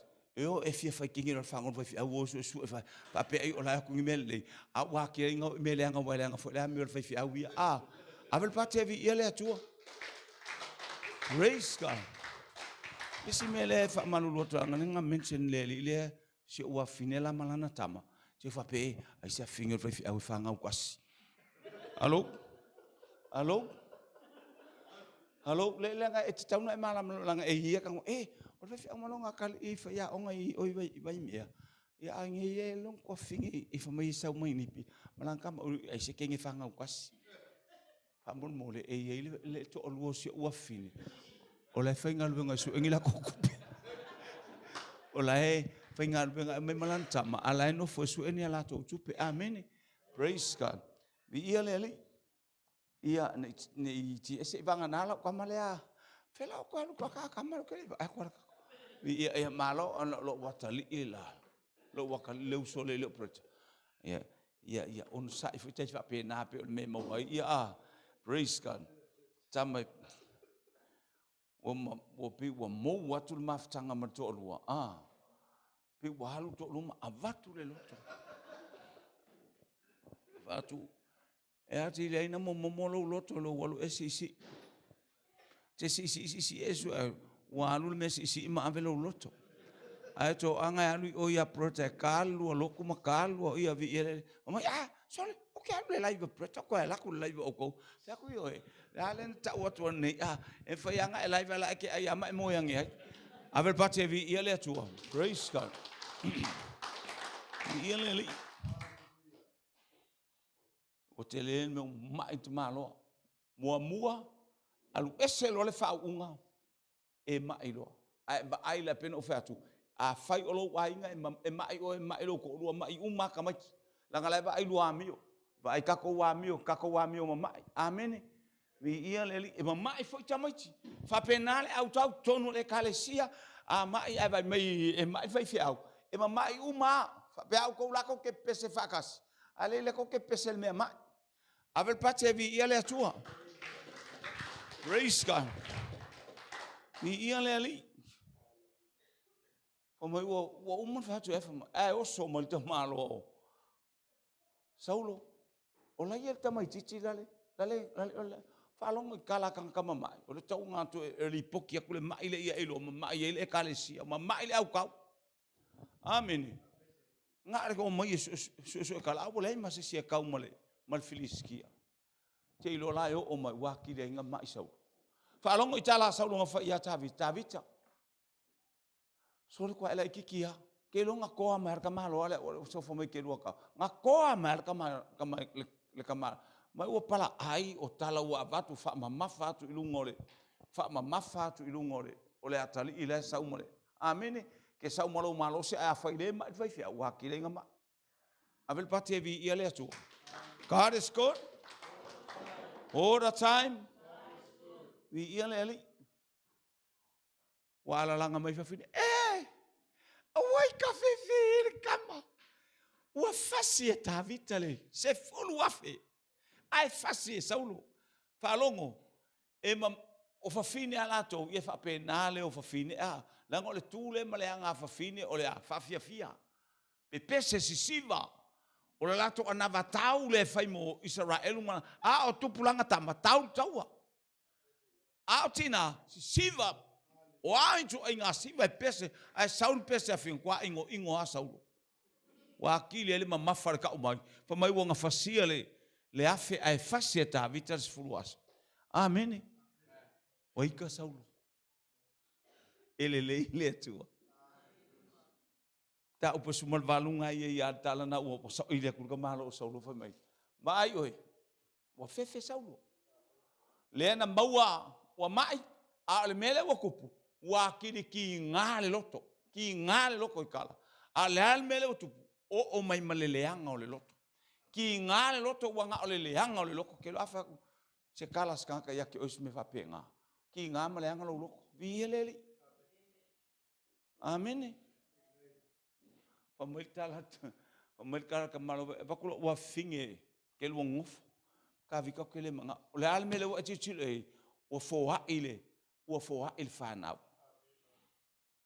mo foa il fangau ngo va ia ka vi ka fe asinga makaukia to tele yo ngali to tele matu e va ya ko saule ave taxi malanga malpas oi sila ka mo mai le ave taxi yo ko sa fa lu ko sa ke wala ko ngai ko ave taxi e wa inga ave lo nga fingi aya o le taxi le si ai ngala fo ka le taxi le si inga ale sa sao mai ele ave taxi le halo aya la le fo ia ko el fanga po le ave va ailo se loli ma walunga fo ia wa loli ia uko ko inga loli fo ka kilo lunga ka ka ya lunga ka lunga ape fa i ngakuri ese ape fa ave le ka vale e va ailo ko nga ngofo io ka ka kier ka vale fiel wa me el la wo io nga o ia la ia e mamulu ia ingaile e mamulu ia le ka vale fo nga fale luanga le mawalunga ole a ka vale le pising ka vale aliki ave pate vi ia le atua o e ka fa longa mai a saulo wa mamulu fa nga wa saulo mai saulo o wa finge ke lua ka ke mafukai fo wa il fa nga praise God walu aisia tangata fafolinga le olanga mai o ngei mea umai o fangau o le pole iai mata upu luas fulu na fa pia mai el tala tus pa ia praise God a lona fai upu e tolus fulu se e fa longo mai pe fa longo ia kala hallelujah praise God ona ita ile o saulo ia Jonatana praise God.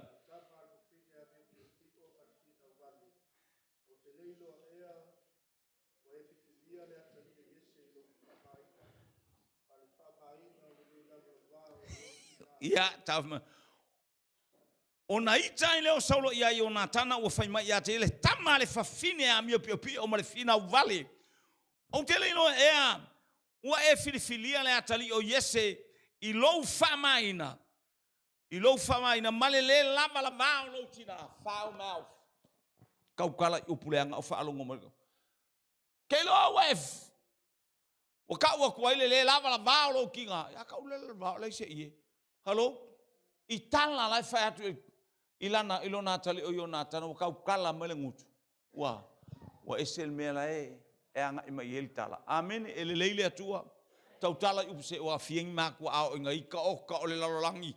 O mai mau le au kinga o kele ko pe alu ele ai se me mau le le mau ya o ko kwala ki o kalwa ko me si u kala ko ka kwala ki. Ai alang fa per ke ngele o ngolanga umale sa wi mai ai. Allo?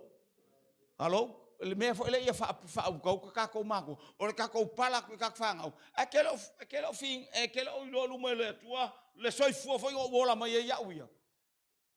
Ki ngala pralma sau le ho la fanga. Allo?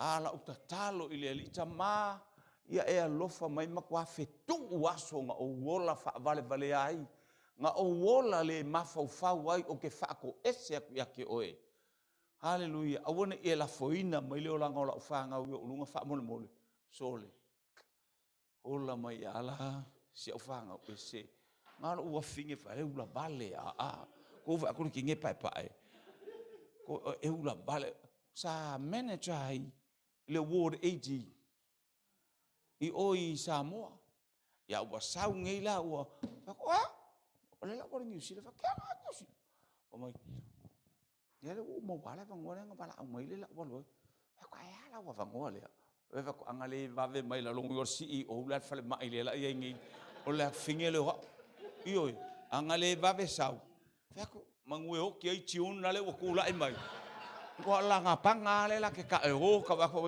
fe ke roi ma ke on balo kingo tiun yo ale o fa sa lo fa o kingo tiun le o CEO ai fa ma ia o fa ko anga ele va ve mai anga ele va ve mai mangu e ke apalaia I fa be el fa fi aula longa fingera le CEO le official fa le mai yo vi ia le atua o langa le anga saka ko wola vi ia le atua praise God ia peon te fatu ya te tato vi ia lele kako ke faia kala le anga I lunga o kako whangau wai whalongo o tang kau wa mai wai whalongo ia saulo ua mai le o langa aisa waru ese le anganga o le o yanga ngai o inga e fai o so o se mea ngai o ai mai a kau kala le anga I langa whangau wa kala le anga e fai fo I kai ko luo ngai whangau praise God e vai tala le fai ya ta vita ale pau ale me ka ke mafuka mai ala o kala ngo isa ko ku ile kau velo le kau io Wa kili inga fefe va ya kung oyonga ka ngaru ilo nga loko. Le kiki makua nga mga oi Saulo ya kavika ai muso kavika. E fa mai kavika le fa mo Saulo. Le ke le fefa ya vai ilo fa nga wo ki sa mu se ai. Aya ya vai la le posi mer ke nyo me kala. Mai la musu mal makua. Ala fe mai wa fa ya true believers. E ka uma yonga folinga o nga me fa le o nga olanga a. Ia ngai o nga ngofu. Awa fefe ai la Saulo. E la ku Saulo le siaso. E kukui ka vika wakui aku nga wa fa molu ange e me kala ile si pikol fale alu lo sola lo awu vi ia le wo ilo e Saulo wo le ima se se ola fa nga wo fa ya ke la mai uma kamiki avel pati vi ia le tua pati mange foi pa ke wo ese fesili mai le amen e ai se me ke fesili mai ka ko por kala mele la ku nga fesili mai le ia le tua. Praise God. Au ke fisi mai fa palanga fisi mai fa Samoa.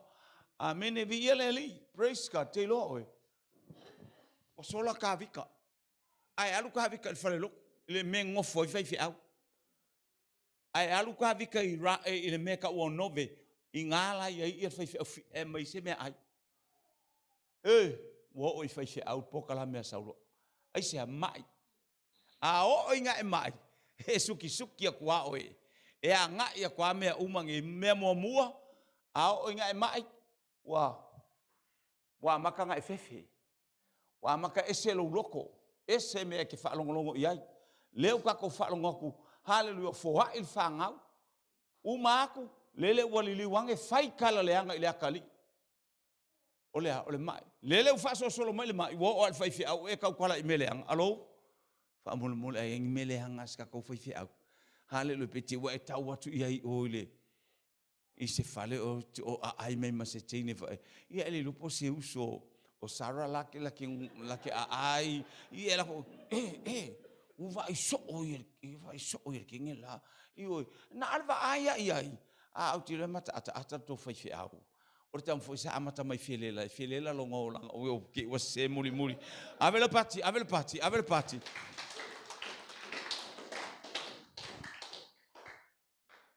Wo oi fai fe au ye se me ke le fia ye se me fa le kongwai ia on sai vi ia le tua e fe fe au fia kan mo ko ia o me le amen ke lo ko langa ferma ko ekalesia ai se me o ke la unga ko e ponga ki ai fa mo le susu mai a ke wai vai ia ke e se ale la unga ai vai o kale nga sa o pongi sa yo makai la wa le langa vai fi au la fai Wale ke vai mai lo ku ka vale sa ka vale ala ku hana le onga ai foi menga oia ale kam yu ka mai kai yo ia fa pe mai la hana la tu se fa mai ala fa menga oso ku ai ala po lokal awala o so ngi yu ko ngai mako alo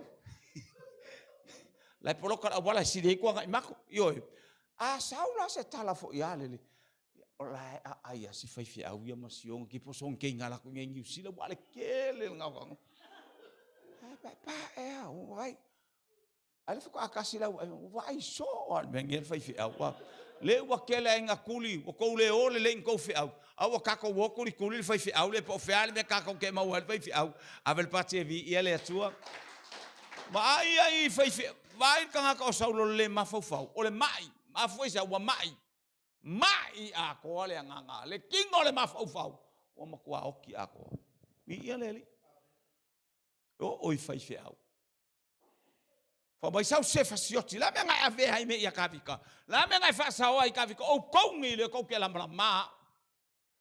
Kamu kemar so ma ko le lo se menga sau wa ngi fa mai. O ia sau fe au ia oi. Ai mo mia la se areto al mo ia. Ia le ingo le tua e se me ke kai fai fe au. Ia le atua ia wala ke u ia kwai haleluya ma fe sili fo ia lo talanga le mako ekalesia a o ia se me e fa le kong mau fa mo le sumai ai o haleluya ko wo muy ma o amen la ngai fa pe na tele me wa fa ina ia ala tatu va e hola le ia fa fi au praise God lo le sta si va enga tatu tul matai fo mai Saulo ai ni fa kaulai ai skanga ka ko fa kaulaiku e suengi me fa kaulaiku e sue vai fo finge e makau le fo ele in kamalo fa kaulai ia fa utauta ita tau tina ia fa utauta tatou le olanga o tina ele ai mangi fa kaulai ku kamai ke mauanga ile afo ile ku spaia nga o fa finge anga kulai me o fa kaulai amen fa mai lo marta mala atu e mau se fa kaulai ai o le taimi wa vevesi tau o nga i mal tau ia te ia wana i lo hallelujah of anga i mai Filistia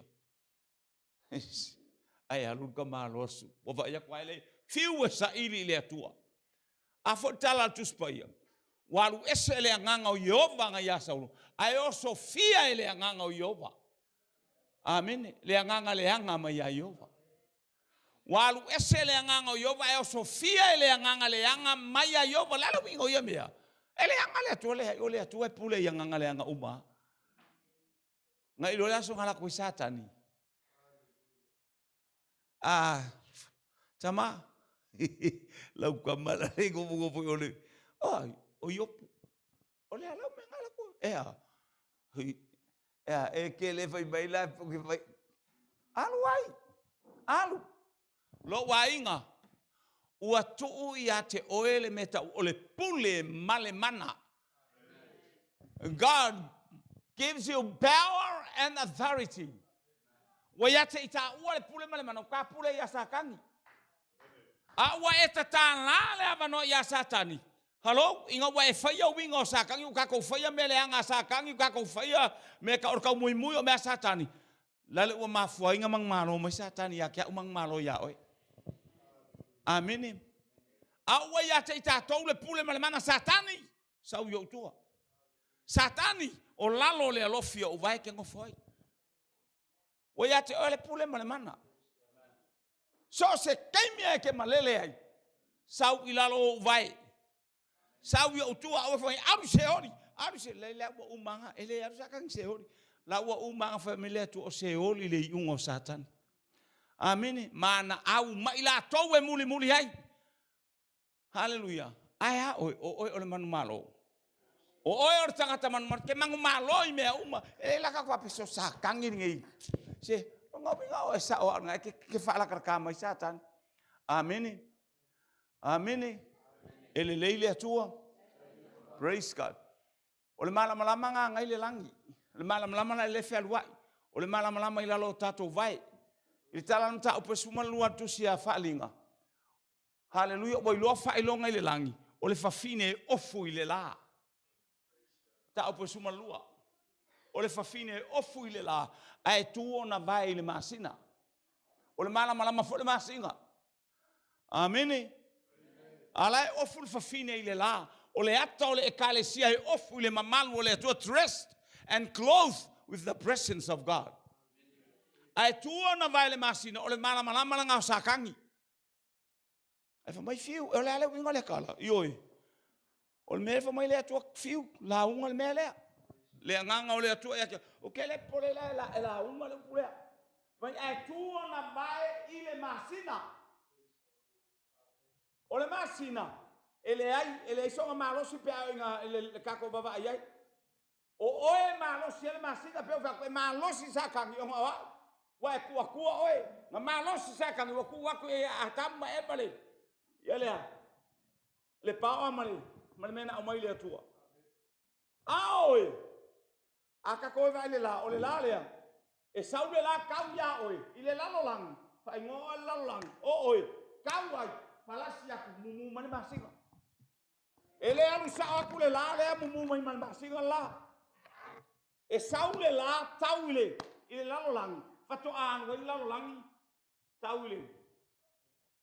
After all well malam la langi mumu mani masinga. O lona winga o mea uma e sau le la ya te oil la langi ya te oil tangata. Hallelujah. Ole amala malama masinga le la. Satani o wa kakala ia ile va ngoi mama I will pass you ile tu. That is what you call a reflection light. The sun bright shine to you, shine to the world. Hallelujah. But the world give the reflection light to the moon. Ole akako se longa wa kakala la wa ya te fa Yesu o te avatu ia te autou le pule ma le mana. Ai maua e autou le mana pe a fio mai le anganga pa ia. Already in us. Le anganga pa ia wa leva na ia te tatou. Wa leva na ia te tatou te ta ofi le anganga pa ia. Hallelujah. E fai o e mamoli mau ia Yerusalema. Iu tai ai o lava I Samaria. Male matulu inga o laulang. I ia le atua. Malama lama la le masina lea.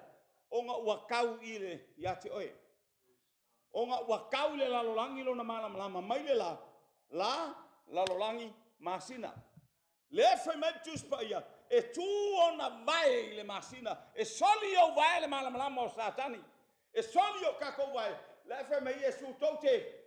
Fai soli o to vai ngata ma akarava o le malama lama o lalolangi. Alanga Yosua, le atua. E Maria lo loko a umarkawa. Ale la po, ale kai kangaka. Tu maule lai lunga o kipeona. O le atua le malama o le atua I lunga ia te tato pao e kau. I kere koe kau se pongi sa. Ai tu maule lai lalo o le vanu. Tu maule lai lalo o le malama o sa kangi. Hallelujah. Vai ia Peteru. Fango kal poko mala kamai malei loa. Ke loa oi. Sau Yesu le asolea. Mar ku ngi fo alme la fai. Le kai au po wa mai ku ilunga ngi lo mai ka ngaka le se alfaiba. O mai Yesu ka u fa soangi. O me tauna ia Peteru fango tai le mala malama. Ole arca mi vai fai o pequeno e alu ai le po. O le caucai o le vasa canilaia. Ele ai sei ku ele lo e kamalo Peteru. O ai ko nga awi e ko furkai male awi ai lo le Peteru tai. Ai ale asole a Yesue. Wow ina le po. Wa umal poko. Wa umal malosi. Wa umal akamai. Wa umale le malama aya wa nga le pongi sa le mele wa fia pungi maka o le fia va ya ku kangaka haleluya mana onga fangota le malama ai sa le fai vo Yesu fa ku Yesu ngo wa umale la unga le kaya ole ko akule le upenga ole ai ele ka ko umpe ke ba ngale ngi wi ai mo ile mbole la ma sangi ole po mo ai ale la le la ole malama tu ule lo loto ile upenga ye me papa o ele me ka ki ai lau faupanga. Ele kei me papa o ele me ai lau kofa. Ale mana onga lea tu ile lo loto tu ile malama fa ngota ile malama lama. Fa ngota nai fa ngota ma Jesus so se kei me ka ko yai a ka ko wanga ya ku fai unga tau sang lo wainga fa ngota ile malama lama. Ka ko wo i vai kei me lu ki ai I ka ko fika ulin fainka. Hallelujah. Tato atu le pesi mai. Wai to inga me hune vai atu le ho o mali ungo ngaru nga oka le kele o le mau mele ai vai ai al me mana onga ia e sauni tato sauni fa ngota le malam pe ona ye nu mai ai kopito ma o le au fa ni utul tai au ma le afi fa ni utul le afi ele isa vali le ngu se pongisa nga sava vali le malam mo le atu praise God nei tai au tato fa longo le upole atu Carnal believers and true believers. Hallelujah. Le faunga waru ese martangata. Hallelujah. Le faunga ole falongo ye tangata. Ole usta ye tangata le faunga le atua. Le ola le faunga. Wa mafuaina pipi mai nei metele mai etele. Lea fai o tato poka lame le mena o le taula ai tule. Na su e saulo. Nga uma su e saulo kaule kawa. Ba ya saulo la le oki mai lungore. O le monga. Mai la ukama le nga su e whakaulai mai wa maka ngale hanga le loko kaukala fasoa le whangau is kangaka lele u kaukala le whangau I upu le hanga hello lele u so aku mawhaife au lele u fasi whaife au lele u su e kaulai ku whai unga lale ka akia marikari kai lunga le maunga wa lafo tal tau saulo I lunga le maunga whai inga o fai inga o kau unga le o le oti o tau unga le o le pongi sa o tau unga le hallelujah o le maua semea le mafai semea Vi ia le li. Abel pate vi ia le atua. Praise God. Kano believers. Aso stangata manu mano. E uilona lima whaamanu e whangota i le malam. E ia i le malam o le atua i le ataimi ma le ataimi. Vi ia le li. Hallelujah. Whaamanu ia le atua i ate oe. Tato tu lai whaatasil nei. Praise God. Hallelujah. Glory, glory, glory, glory, glory, glory. Hallelujah. Thank you, Jesus. Ai le tu leva no ele le te lo ine tauno e festato talo. Hallelujah. La uta utinonga mala uta utinonga o afua atu tato wanga i atu. Mose mo le fai ungon nei tau sanga. Praise God. Tato tau tino le upo le atua. Vi ia le i praise te le lopo al me e tua ina o le ase me e langona. A o lau tatalo le maratata, talo tata utino le upo le atua, a o tata o tāpena atu le iungo le tausanga. Ta mawhaftai lau upu, ta mawhaftai lau upu, tata u whaatai tai whaatasi o lau tatalo o lau tatalo. Vi ia le whaftai ta mai lau upu, mato whaalongolongo, mato a ai mawhehinu, fo ia te oe le vi inga. Wa o iloa o au tangata anga sala. Wa o mautinoa o au o le kerusiano whaafolinga. O au o le tangata na e maliu ai keriso. A wa o tau tala i a te oe ma le nganga whaamaulalo. Whaola mai lo tangata. Whaola mai lo nganga. A o tau pe au atu. Mole i ungo le nei tau sanga. Whaola lau au ona. Ma nava mai se mana ba anga fau. Pai mai se pai fau. Ina ia I ulo uloto I a te oe. Fo I le vi inga I a te oe. Au mai le mataala. Leo leo ina ai o uala. Whaftai lau whaola tanga. Wa uiloa I le nei tai au. O ia iau whaamanuianga. Whaftai Yesu. Whaftai le atoa I lau upul nei tai au. Whaftai mea uma. Mātou tau tino. O lau au auna e tau talatu o le tangata anga sala whaatasi malo ainga. Mātou wanga I atu le whaiunga nei tau sanga mātou wala au. Ia le manu malo. Ia le anga le leo lau o fio I mea uma. Mataitai o mātou lima I watu mea uma I lau vi inga ona o Yesu. Amene, ma amene, ma amene. Tu avela upate vi ia le atua. Ko I atu tatou porkalame I le sunga le whaifi au.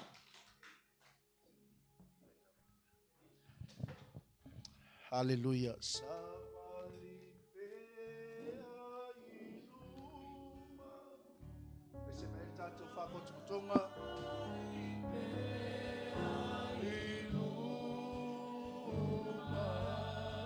Ei fo vanua e maunga.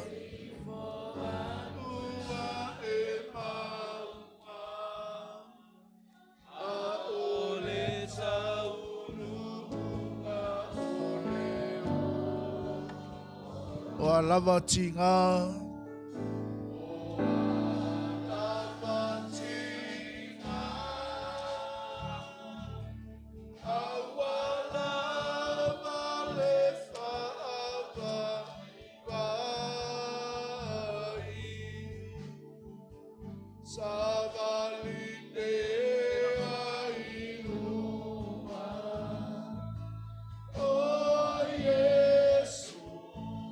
Te pese mai ai, savali pe iluma.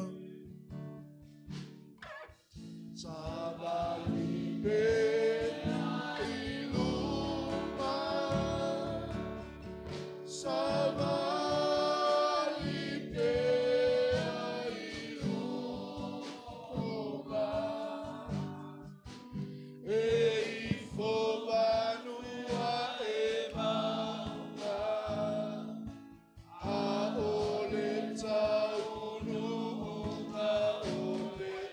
Whaftai le tua. O lava tinga. Awa lava le whaava pai. Savali pe iluma.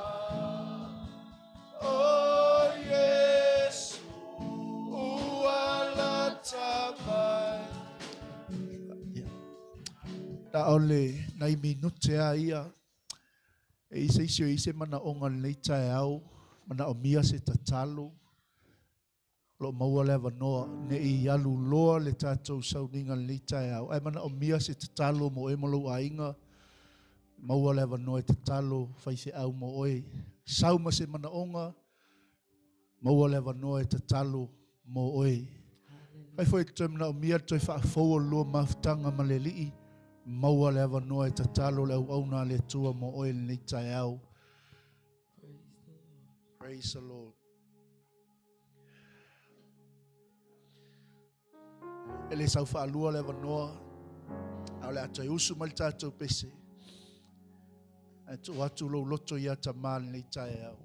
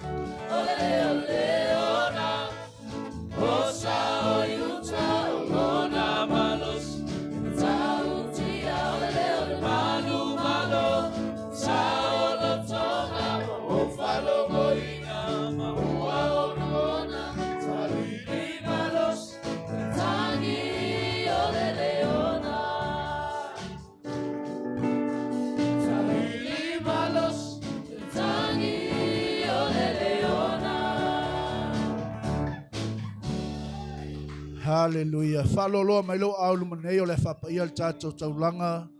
Ma le tātou sifulua I tamali nei tae au. Mātou si itia atu. Le whai ngā taulanga le atua lo nuu le nei aso. Mātou o mai ma le loto malie. Ma le loto ato o toa le lii mātou te whai me le lei a te oe. E ala le atua le sifulua I ma le taulanga lau whanau. O le mātou te talo le lii. Se e whapaia le nei taulanga tamaa. Ma e whamamaina le tua le nei taulanga. Ia pa ia mo lau fe au ma lau ngā luenga. Sili le tua au whamanuyanga I lou ainga. Ma so se au wala le tua na maua I nei whamanuyanga. Au wala le tua lo lato loto whaftai atu ia te oe I le aso ma le aso. Whaftai tele ta maa whamanuia I le mātou potonga nei. Tu mau atu ia te oe le tua le vi inga. Nei masa umai o I le whavavau e whavavau lava. And everyone say amen. Amen. Amen. Taman nei tai au. Mātou te leo loa le li e tau lava na mātou wafe atu ia te oe. Whaiwina le tua le maftanga lau whanau le nei aso. Ele uma le tua le nganga whaftai. Ele uma le tua lo mātou loto whaftai. Ona o le nei aso wa tapena ina mo I mātou. Leo wa laulawina mea le lei. Mo I mātou le nei aso le li. Mātou a ai wa whaamalia ina o mātou loto le li. Mātou feinu o mātou mali lie. Whaaftai tele ta mau o tau masua sua. Le upu whale nganga le tua mo I mātou. Mo mātou o langa tau mawhai mo oe. Ta mali nei aso. Whaamanuia I lau e kalesia. Whaamanuia ia I mātou uma o mātou poto le li. O le tatalo ta mā. Whaamanuia I le toi fo iato lou ainga. Mai se o le isi la asanga. O le mātou polkalame le nei aso. Mātou o mai e fia. Ma whaamanatu le tua mea uma lava wa e whaia mo I mātou. Whaaftai tele ta mā. Swafa o le tua le ta mā. Le alo male angang pa ia.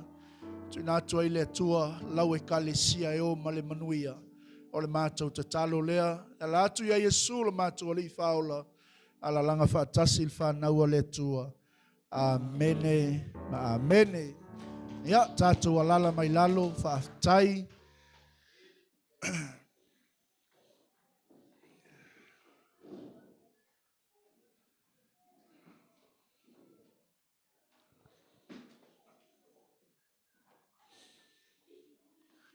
Ia, tuina atu lewa noa nei il tātou laulau. Ia, monisi foi whasi silanga mo i tātou nei.